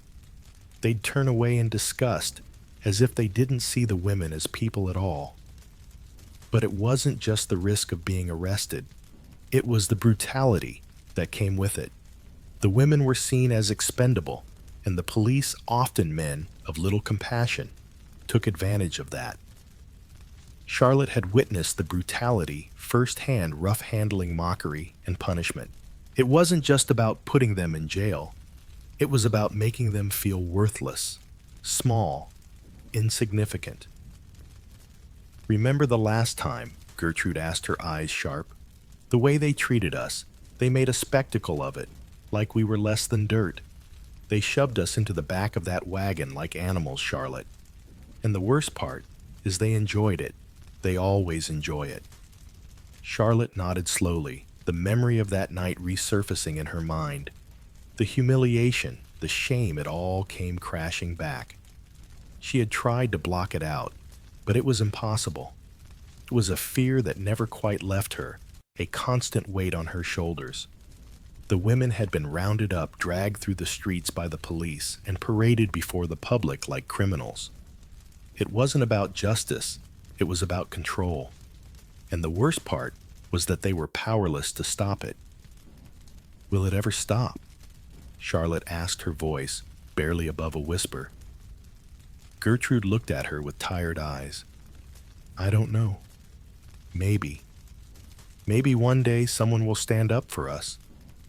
But don't hold your breath, girl. This is how it's always been, and it's how it'll always be. They'll always find a reason to hurt us. We're nothing but scapegoats." Charlotte's heart sank at the words. How could things change when no one even cared to try? The women in the brothel were not just criminals to be punished. They were victims of a system that saw them as disposable. The more she thought about it, the more it became clear that the law was just another way to oppress them. The brutality they faced wasn't just physical, it was psychological. It made them feel less than human, as if their lives didn't matter at all. But even as she thought about this, Charlotte knew she had no choice. She had to keep going, had to keep fighting because survival was all that mattered. The law, the brutality, the fear, they were all part of the same struggle. A struggle for her dignity, her humanity. Later that night, as the brothel filled with customers, Charlotte stood at her post, doing what she had to do to survive. The police were always lurking just around the corner, waiting to swoop in. But for now, all she could do was continue until the next raid, until the next arrest, until the next time she would be dragged through the streets again. Because in this world, survival came at a heavy price, and the law was just another part of the cost. Charlotte stepped onto the cold, wet cobblestones of the London streets. the dim glow of gas lamps flickering in the distance. The night was late, but the city never slept, and neither did she. As she walked, the sound of her footsteps echoed off the buildings, blending with the distant cries of vendors and the occasional shout from the pubs nearby. She knew these streets well, every corner, every alley, every shadow. They were both a sanctuary and a prison, offering both the promise of income and the looming threat of danger. She adjusted the hem of her threadbare dress, pulling it tighter around her. It didn't matter that it was soaked with rain. It would dry eventually. What mattered was the fact that there were clients out there, clients willing to pay for a moment of company, a fleeting escape from their own reality. But as much as she relied on the work, she also feared it. It wasn't the lack of warmth that bothered Charlotte. It was the constant anxiety, the fear that any man who approached could be trouble. The unpredictability of street work made every encounter feel like a gamble. She glanced over her shoulder, instinctively checking for any sign of the constables. They were always lurking, just waiting to catch them in the act, to make an example of someone. She had learned long ago that staying hidden was a matter of survival, as was keeping her face cold and impassive. Emotion would get her nowhere out here. As she turned a corner, she spotted a man standing under the dim light of a lamppost. He was tall, his hat pulled low over his eyes, his posture relaxed. For a brief moment, Charlotte hesitated. She could tell he was waiting for someone, but was he waiting for her? She could feel her heartbeat quicken, the familiar rush of tension settling in her chest.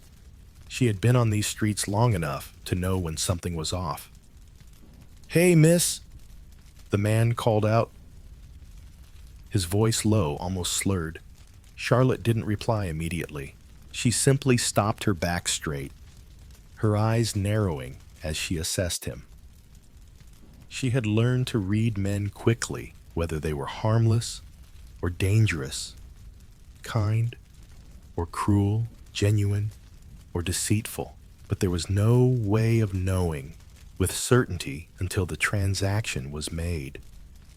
Sometimes, the best way to judge was simply by walking away. The man was unsteady on his feet, a telltale sign of drunkenness, but there was something in his demeanor that made Charlotte stay. "Do you need company, love?" she asked, trying to mask the unease in her voice. She didn't want to seem too eager, but she couldn't afford to turn down a potential client. She needed the money. "Yes, I do. You're just the sort I'm looking for," he replied, stepping closer. Charlotte could smell the alcohol on his breath, the stale stench of whiskey mixed with the pungency of sweat and street grime. It was a smell she had come to associate with all kinds of men, the kind who treated her like an object, the kind who thought they could take whatever they wanted. She forced a smile, keeping her eyes steady on his. "How much are you offering?" "A few coins. You'll have to make it quick, though." He muttered, his words barely intelligible as his hands reached for his pockets. Charlotte's stomach churned. It wasn't unusual for men to underpay or try to haggle, but this man seemed different. Something was unsettling about the way he moved, the way he loomed over her, with a predatory glint in his eyes. He wasn't offering a respectable wage, just a token something he thought was enough for what she was worth. "I don't work for free," she said, her voice firm, trying to assert control over the situation. She had learned that if she didn't stand her ground, she would be swallowed up by these men, crushed beneath their expectations. The man's face darkened, a sneer curling on his lips. "Then you can go find someone else," he spat. Charlotte stepped back, her heart racing. She had no intention of allowing herself to be trapped in this situation. There was a risk in every encounter, and her instincts were sharp.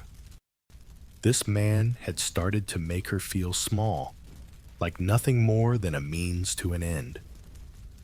She was already moving before he could get another word out, her boots tapping against the wet ground as she quickly walked away. But as she turned, she heard him call after her, his voice growing louder. "Don't you dare walk away from me." Charlotte's breath hitched her legs, moving faster, now pushing her forward, away from the threat. She wasn't sure if he would follow her, but the cold certainty that came with knowing the dangers of this job had already taken root in her mind. She had been lucky. This time he hadn't chased her down, hadn't pushed further. But this wasn't always the case. The street was too quiet now. The only sounds the distant hum of the city and the thrum of her heart in her ears. She didn't stop until she reached a familiar alley, one she'd known for years, where the shadows felt safer than the wide-open streets. Here, she could blend into the darkness, just another figure hidden from view. But the fear lingered, even in the comfort of the shadows. The danger of street work was ever present. Charlotte had experienced the unpredictability time and time again, encountering clients whose moods shifted in an instant. One moment, they were kind, offering polite conversation, and the next they were aggressive, demanding more than they had promised. She had been slapped, pushed, and even cornered by clients who didn't take kindly to rejection. The uncertainty was the most terrifying part, the fear of the unknown. She could see the tension between the women who worked the streets, the unspoken competition, the jealousy that simmered beneath every encounter. They all knew the risks, the cost of this life, and yet for some, it was the only option. They had nowhere else to go, no way to escape the poverty and despair that bound them to this existence. The men, on the other hand, were often unpredictable, cruel, and disinterested in the lives of the women they hired. To them, it was a transaction quick and impersonal. But Charlotte knew the truth. She had seen enough to understand that they were just as trapped as she was, but in different ways. The street was never safe, but it was the only place Charlotte could make her living. She could not afford to waste time worrying about what could happen, only about getting by, one step at a time. She had seen what happened to women who let their guard down, to women who didn't know when to walk away.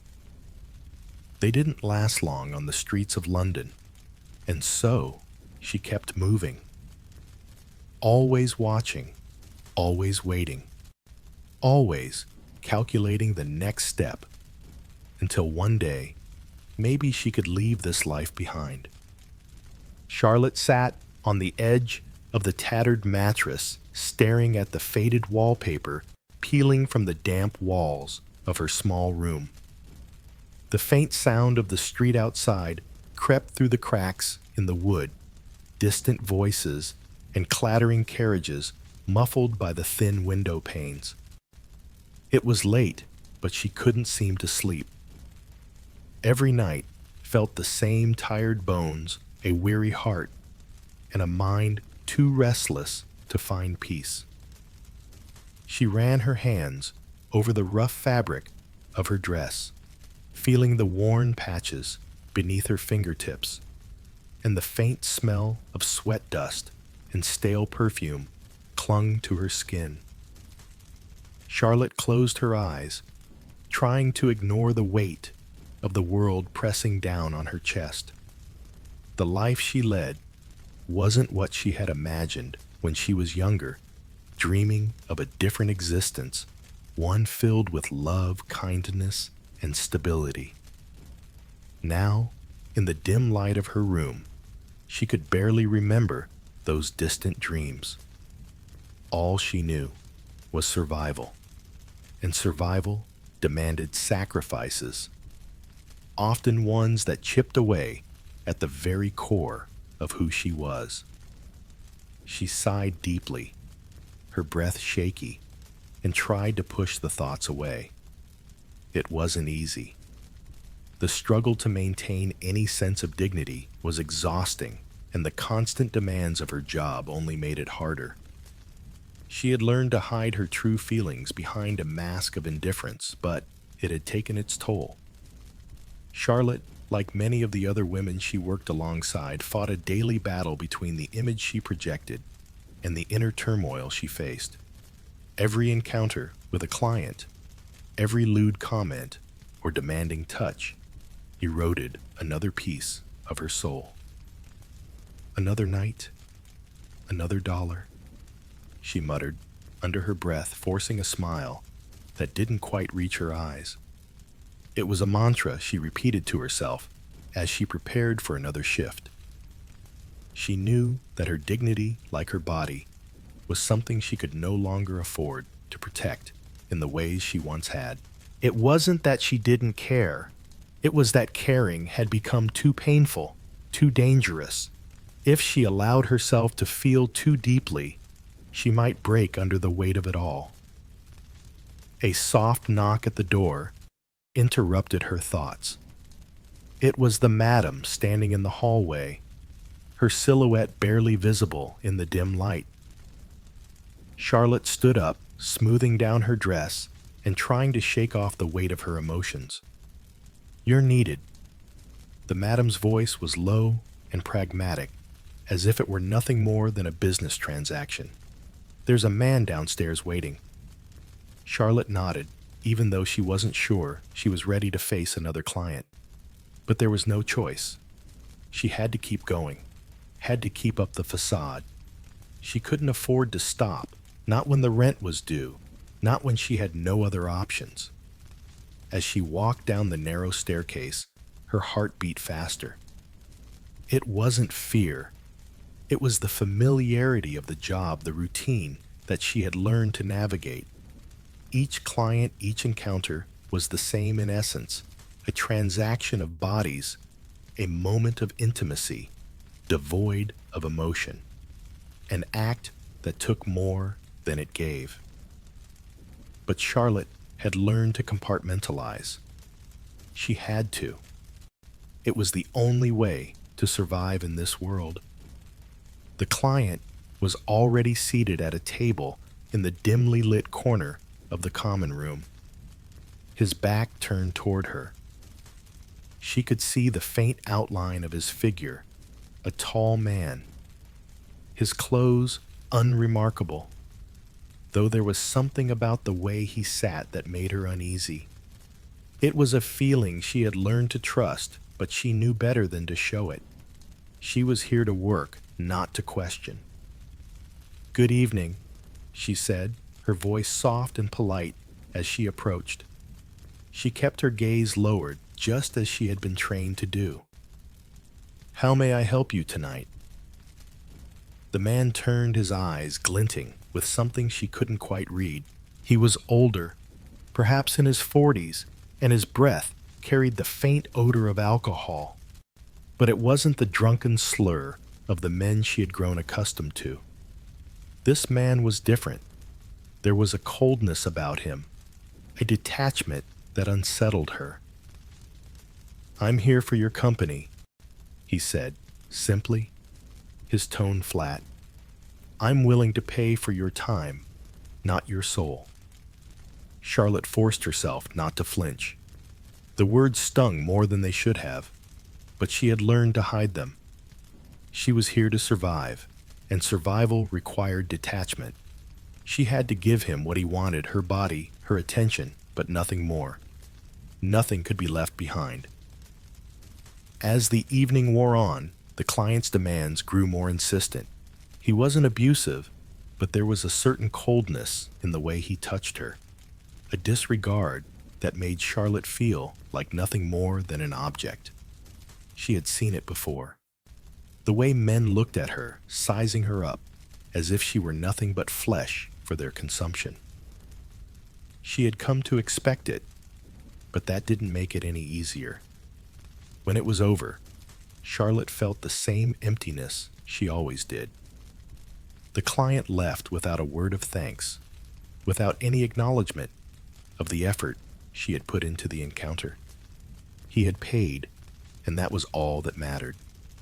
But as she stood there watching him walk out the door, she couldn't shake the feeling that another small piece of her had been chipped away. She returned to her room, exhausted, her body sore from the hours of work, her mind foggy from the emotional toll of the night. The harsh realities of her job weighed heavily on her. She had done what was expected of her, what she was forced to do, but it didn't make her feel proud. There was no sense of fulfillment in this work, no sense of dignity in the way her body was treated. Yet Charlotte pressed on because there was no other choice. As she lay back down on the straw mattress, she allowed herself a moment of quiet. She thought about the other women, the ones who had worked here longer than she had, the ones who had become hardened by the years. They had stopped pretending that this life could ever be anything but what it was, a constant struggle to survive, to endure, to scrape by with what little dignity they had left. But even in the midst of all that, Charlotte had to hold on to something. The dream of a better life, no matter how faint it seemed, still flickered in the back of her mind. Maybe it was foolish, maybe it was naive, but she couldn't help it. Despite everything, she still had hope. Tomorrow would be another day, another shift. The cycle would continue, and Charlotte would keep going, just as she always had, trying to find moments of peace, of quiet dignity, in a world that seemed determined to strip them away. Charlotte had spent years navigating the murky, desperate underbelly of Victorian society. She knew the rhythms of the brothel like the back of her hand. The long, tiring hours, the endless parade of customers, the bitter isolation in a world that rarely gave her a second glance. But even amidst the grime and exhaustion, there was something inside her that refused to be snuffed out. A spark, a dream, faint but persistent, that whispered of escape. Every morning as she woke up, her eyes heavy from lack of sleep, and her body sore from the previous day's work, she would catch herself staring at the cracked ceiling. 1,000 thoughts swirled in her mind, thoughts of freedom, of a life away from the brothel. But they were always accompanied by the harsh reality of her circumstances. There was no way out. She had no family, no money, no connections that could help her leave. The women around her were all trapped in the same cycle of survival, resigned to the world they inhabited, or like Charlotte clinging to the fragile hope of something better. Charlotte had tried before in the early years, when she was still naive, still capable of believing that someone like her might escape. She'd saved up what little money she could, hiding coins beneath the loose floorboards of her tiny room, each piece a small step toward a dream that felt impossible. She dreamed of a small cottage in the countryside, away from the smog of the city and the incessant demand of the brothel. She imagined working in a bakery, her hands covered in flour instead of grease, baking bread instead of offering her body to strangers.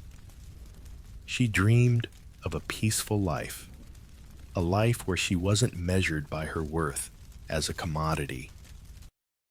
One evening, after a long shift, Charlotte sat by the window, the cold air seeping through the cracks in the walls, wrapping around her like a familiar, comforting embrace. Her fingers traced the wooden sill, and she stared out into the murky streets below, watching as the fog rolled in, shrouding the city in an eerie silence. She wasn't alone in her dream. There were other women in the brothel, just like her, who quietly yearned for something more. They rarely spoke of it, of course, but Charlotte knew. She could see it in their eyes, hear it in their whispers late at night when they sat around the fire after their customers had left nursing their drinks and their wounds. "I'm saving up," Gertrude had told her once, her voice hushed but determined. "I'll leave this place. Once I have enough, I'm going to open a shop. Maybe a dress shop or a tavern. I don't care. Just something where I'm not—" Gertrude trailed off, her words too heavy to finish. Charlotte had nodded, understanding the quiet resolve in her friend's voice. It was a dream shared by many of the women who worked in the brothel, but few ever managed to make it happen. Gertrude, like Charlotte, had known what it was like to be worn down by the unrelenting demands of the job. She'd been there for longer than Charlotte, her face lined with age and exhaustion. But there was still a glimmer in her eye, a spark that refused to be extinguished. For a while, Charlotte had kept to herself, silently counting her earnings, daydreaming of her escape. But the weight of the brothel, the oppressive atmosphere, began to take its toll. She would wake up in the middle of the night, drenched in sweat, haunted by the faces of her clients, their hands rough and demanding. She had become numb to the shame, the degradation, but that didn't make it any easier to bear. Sometimes, when the pain in her body became too much, she would wonder if escape was even possible. Maybe it was just a foolish fantasy. One night, she met another woman who had once tried to escape. It was late, and the brothel was quiet, the usual noise of laughter and chatter silenced by exhaustion. Charlotte was alone in her room, sitting on the edge of her bed, when a soft knock came at the door. "Charlotte," a familiar voice called. It was Beatrice, a woman who had been there for as long as Charlotte could remember. "Come in," Charlotte said, her voice hoarse from the long day. Beatrice entered, her face drawn, but there was a look in her eyes, a quiet defiance, that Charlotte hadn't seen before. She shut the door behind her and sat down beside Charlotte on the bed. "I've been thinking," Beatrice said, her voice trembling slightly, "about leaving, for real this time. I've got enough saved up. I don't want to die here. I want something more. I want peace." Charlotte looked at her surprised. Beatrice had always been the one to mock the dreams of escape, always the first to laugh off any hope of leaving the brothel behind. But tonight, something was different. The weariness in her eyes was tinged with desperation. "I thought about it too," Charlotte admitted, her voice barely a whisper. "But where would I go? What would I do? I'm not sure there's a way out for someone like me." Beatrice sighed, her eyes downcast. "I know. It's not easy. I've been trying for years, but this time, I'm going to try again. I can't stay here, Charlotte. It's killing me." Charlotte's heart ached as she saw the pain in Beatrice's face. She knew the cost of such a decision, the risk, the fear of failure. But she also understood the strength it took to even entertain the idea of escaping. It wasn't just a desire for a better life. It was a need for freedom, for dignity. It was the recognition that they deserved more than the misery they had known. Beatrice's words lingered in the air, and for a brief moment, Charlotte allowed herself to imagine a life where she was not defined by her occupation, not trapped in a cycle of shame and survival. She imagined a quiet cottage, the smell of fresh bread in the air, and a garden with flowers blooming in the spring. But the weight of reality was always just beneath the surface, always waiting to remind her of what she was. The next few weeks passed in a haze. Beatrice's words stayed with Charlotte, but life in the brothel didn't change. The same faces came through the doors, the same harsh words, the same demands. The dreams of escape seemed further away than ever, but Charlotte kept them close, even if she couldn't see a way to make them real. It wasn't just the desire for a different life that kept her going. It was the fleeting moments of connection, the small acts of kindness that allowed her to remember she was human. There were other women who, like her, had learned to endure, to survive. They had their moments of laughter, their fleeting moments of peace. They found solace in each other, even if it was only temporary. "I don't know if I can do it," Charlotte whispered to herself one evening, staring at the coins in her hand, wondering if it would ever be enough to escape. But despite everything, the exhaustion, the pain, the constant struggle there was still a part of her that wouldn't let go of the dream. It lived in the quiet moments, in the dreams she had at night, and in the brief stolen moments of laughter with her friends. It was a fragile hope, but it was hope nonetheless. As Charlotte prepared for another long night, she knew that for now, escape was just a dream. But in the back of her mind, she also knew that she wasn't alone in this. There were other women like Beatrice, like her, who still dreamed of a life beyond the brothel. And maybe, just maybe, one day they would find the strength to turn that dream into reality. For now, Charlotte would hold on to that dream, as fragile as it seemed. It was all she had. And for a woman in her position, sometimes that was enough. As Charlotte trudged through the grimy streets of Whitechapel, each step felt heavier than the last. The faint glow of gas lamps flickered above her, casting long shadows across the cobbled streets. Her body ached from the weight of her work, from the long hours, the cold, and the constant demands that never seemed to cease. She had spent years living in this world, the world of the brothel, the world of the streets, the world of men who paid for a piece of her soul. It was a world she never asked to enter, but one she had no choice but to endure. But tonight, there was something different in the air. The usual tension of the streets felt charged with something else. There was talk on the wind whispers of change, of reform, of women finding a voice they had never had before. It was a slow movement, creeping along the edges of society, but it was there, persistent. Charlotte had heard about the efforts being made by religious and charity organizations, groups that had begun to take notice of the plight of women like her. These groups, unlike the authorities who often ignored or scorned the women of the streets, were beginning to offer help. They were organizing, offering support, and even working to provide women with alternatives, with education, and with shelter. For the first time in years, Charlotte felt a flicker of hope. The idea that maybe, just maybe, things could change. It wasn't much, but it was something. As she walked, she thought about the women who had been at the forefront of this movement, women who had begun to demand better rights and protection for prostitutes. She had heard their names spoken in hushed tones. Names like Josephine Butler, a woman who had tirelessly worked to reform the laws that affected women like herself.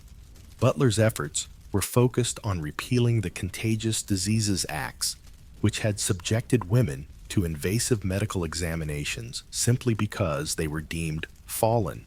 He saw it. These laws had caused immeasurable suffering, and Butler's campaign to end them had gained momentum in recent years. Charlotte had overheard conversations in the brothel about these movements, about the women who were trying to make a difference. Some of the other girls dismissed it as naive, believing that nothing would ever truly change for them. But Charlotte, despite her hardened exterior, couldn't help but feel a flicker of something else. A desire, even a need to be part of this change, however small.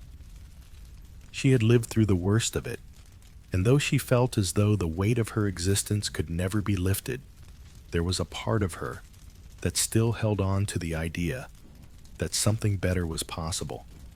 One evening, as Charlotte sat in a corner of the brothel nursing a drink that tasted like cheap whiskey and regret, she overheard a conversation between two women who had recently been to one of the charity meetings. The organization, led by a group of reformers, offered practical support help with finding work, access to shelter, and even legal assistance for those who had been arrested or abused. "Have you heard Gertrude?" said her voice low but excited. "The women from the charity, those angels they're offering to help us. They want to give us a chance to leave this life behind. They'll pay for our training in something else, something respectable." She smiled, but there was a hint of sadness in her eyes. "I never thought I'd hear the word respectable in this place." Beatrice, who sat next to her, shook her head, eyes wide. "Do you think it's possible? Can we really change? It's all so grim. We've been stuck in this for so long." Gertrude nodded. "I know, but at least they're offering us a way out. We could leave, start fresh. I know it's hard to believe, but I think it's possible. They said they'd help with everything. We could be somebody else." Charlotte's heart clenched as she listened.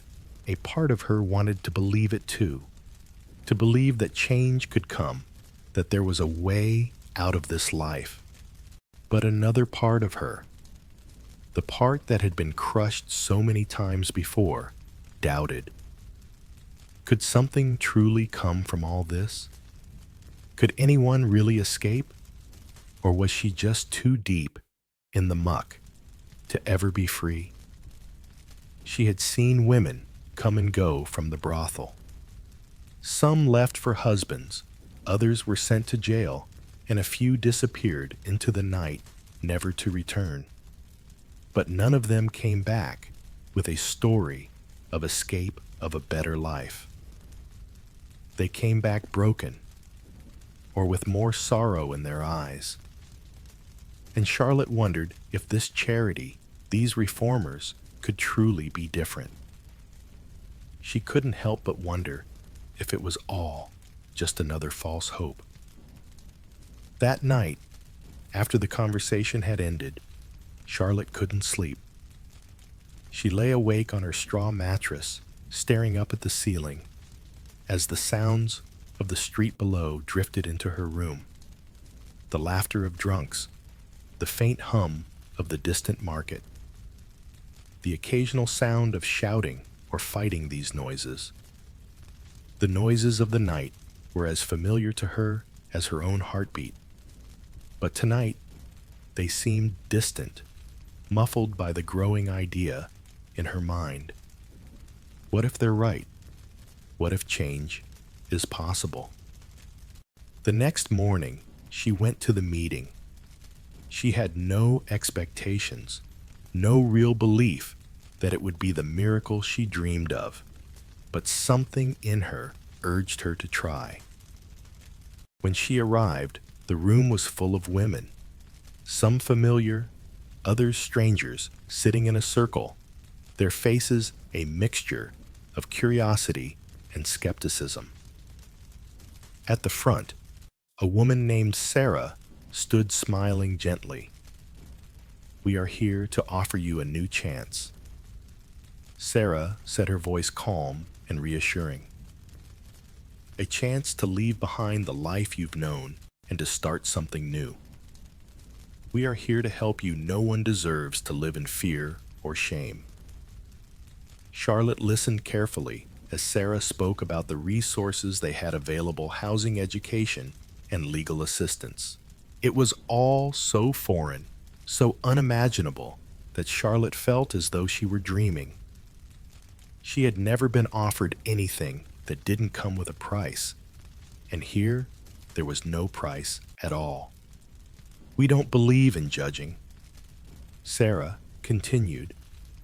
"We believe in giving women the freedom to choose their future." As the meeting continued, Charlotte felt something inside her shift. It wasn't hope exactly, not yet. It was a realization that maybe, just maybe, she wasn't as alone as she had thought. That there were people out there who were willing to fight for women like her, women who had been cast aside by society. The meeting ended, and as the women filed out, Sarah came over to Charlotte. "You're welcome to come to our shelter," Sarah said kindly. "We'll help you. You don't have to stay in this life. There is a way out." Charlotte hesitated, the old doubts creeping in. "What's the catch?" she asked, her voice barely a whisper. "Why would you help someone like me?" Sarah smiled, her eyes warm. "Because we believe in second chances." That night, Charlotte lay in her bed, the words echoing in her mind. Second chances. Could it be possible? Could she really leave this life behind? The idea felt like a dream, something so distant and fragile that she was almost afraid to believe it. But as the days passed and the charity's support began to show results, something in Charlotte stirred. She watched as other women from the brothel slowly began to take the same steps. Some found work as seamstresses, others as servants, while some even left for quieter towns, far from the harsh gaze of London. Charlotte's own journey was just beginning. But for the first time in a long time, she felt a glimmer of something more. The road ahead was uncertain, filled with struggles and doubts, but for the first time, she felt the possibility of freedom. And in the quiet moments when she sat alone in her room, she allowed herself to imagine a life beyond the brothel.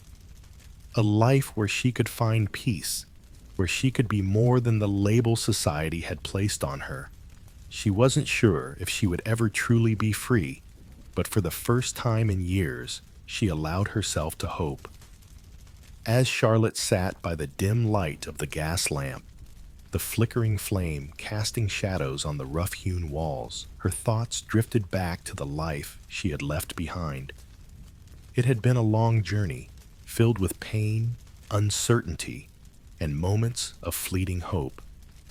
The brothel had been her home, the streets her place of work, and the grim reality of Victorian London had shaped her into someone who had learned to survive through sheer force of will. But even as she reflected on those years, she couldn't deny that something inside her had changed. The life of a Victorian prostitute was one defined by suffering and survival. It was a life where every day seemed like an endless struggle against the elements, against society, and often against oneself. Charlotte had witnessed firsthand the brutal conditions women like her had to endure. They had no rights, no voice, and in many cases, no escape.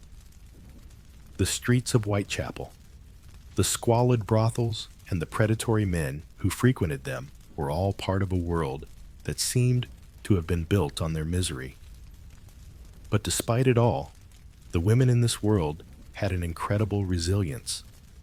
They survived not because of the kindness they were shown, but despite the overwhelming odds stacked against them. They survived because they had no other choice. And as Charlotte looked back on those years, she realized that survival was more than just a physical act. It was an emotional one too. The women she had known, the ones who had walked those same streets, had learned to shut down parts of themselves to endure. They had learned to bury their pain, to forget their dreams, and to push forward no matter how badly they were broken. In the face of overwhelming adversity, these women had fought to hold on to whatever dignity they could. They had held on to their sense of self-worth, even when society told them they were worthless. They had faced ridicule, shame, and violence, and yet they had kept going. There was a quiet strength in that, a determination to survive and perhaps to someday be free. But that freedom had always seemed so far out of reach. Society's view of women, like Charlotte and her peers, had been shaped by a mix of moral, economic, and gendered prejudices. They were seen as fallen women, outcasts who had no place in a world that demanded purity and virtue from women. The economic system had exploited them, using their bodies as a commodity while offering them no means of escape.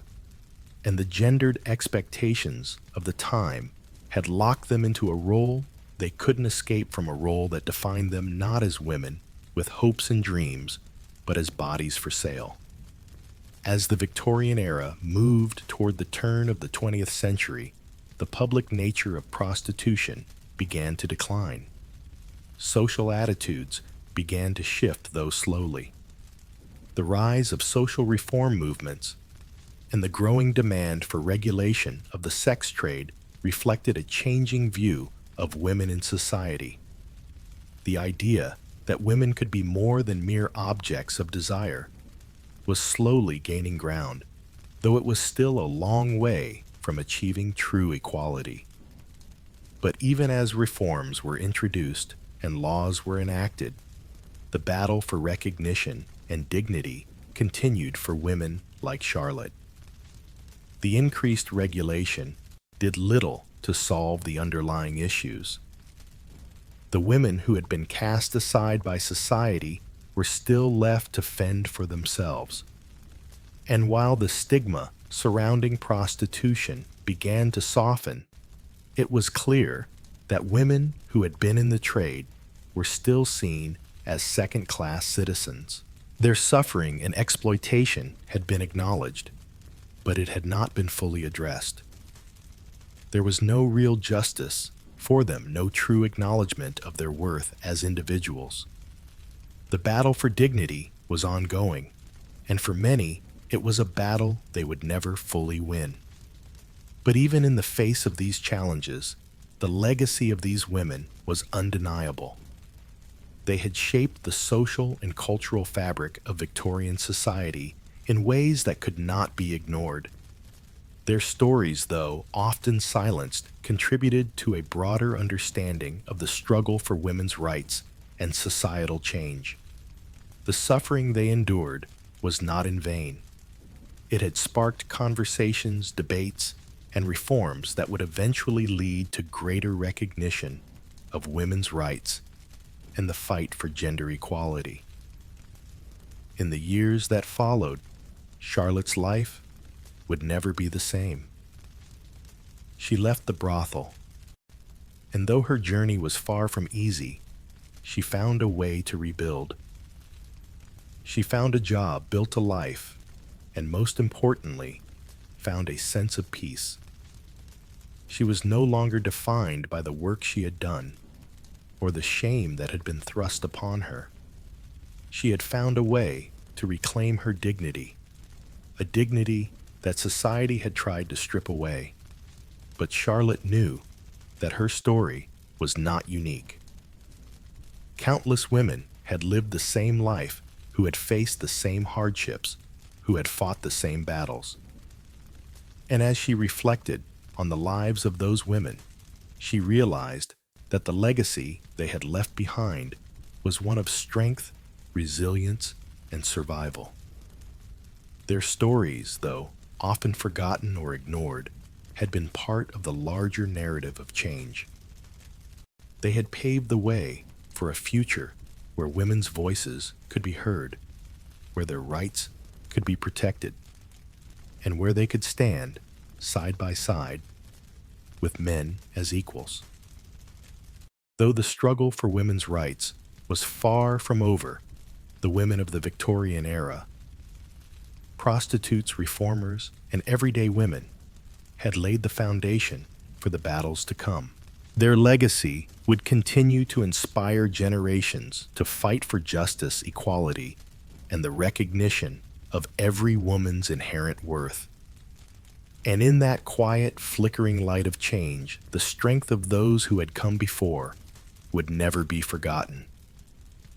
Charlotte knew that her story, like the stories of so many others, was just one piece of a larger tapestry. And though it had been a life filled with hardship, it was also one filled with resilience, with moments of hope, and with the quiet, steady belief that no one, no matter their past, should ever be forgotten.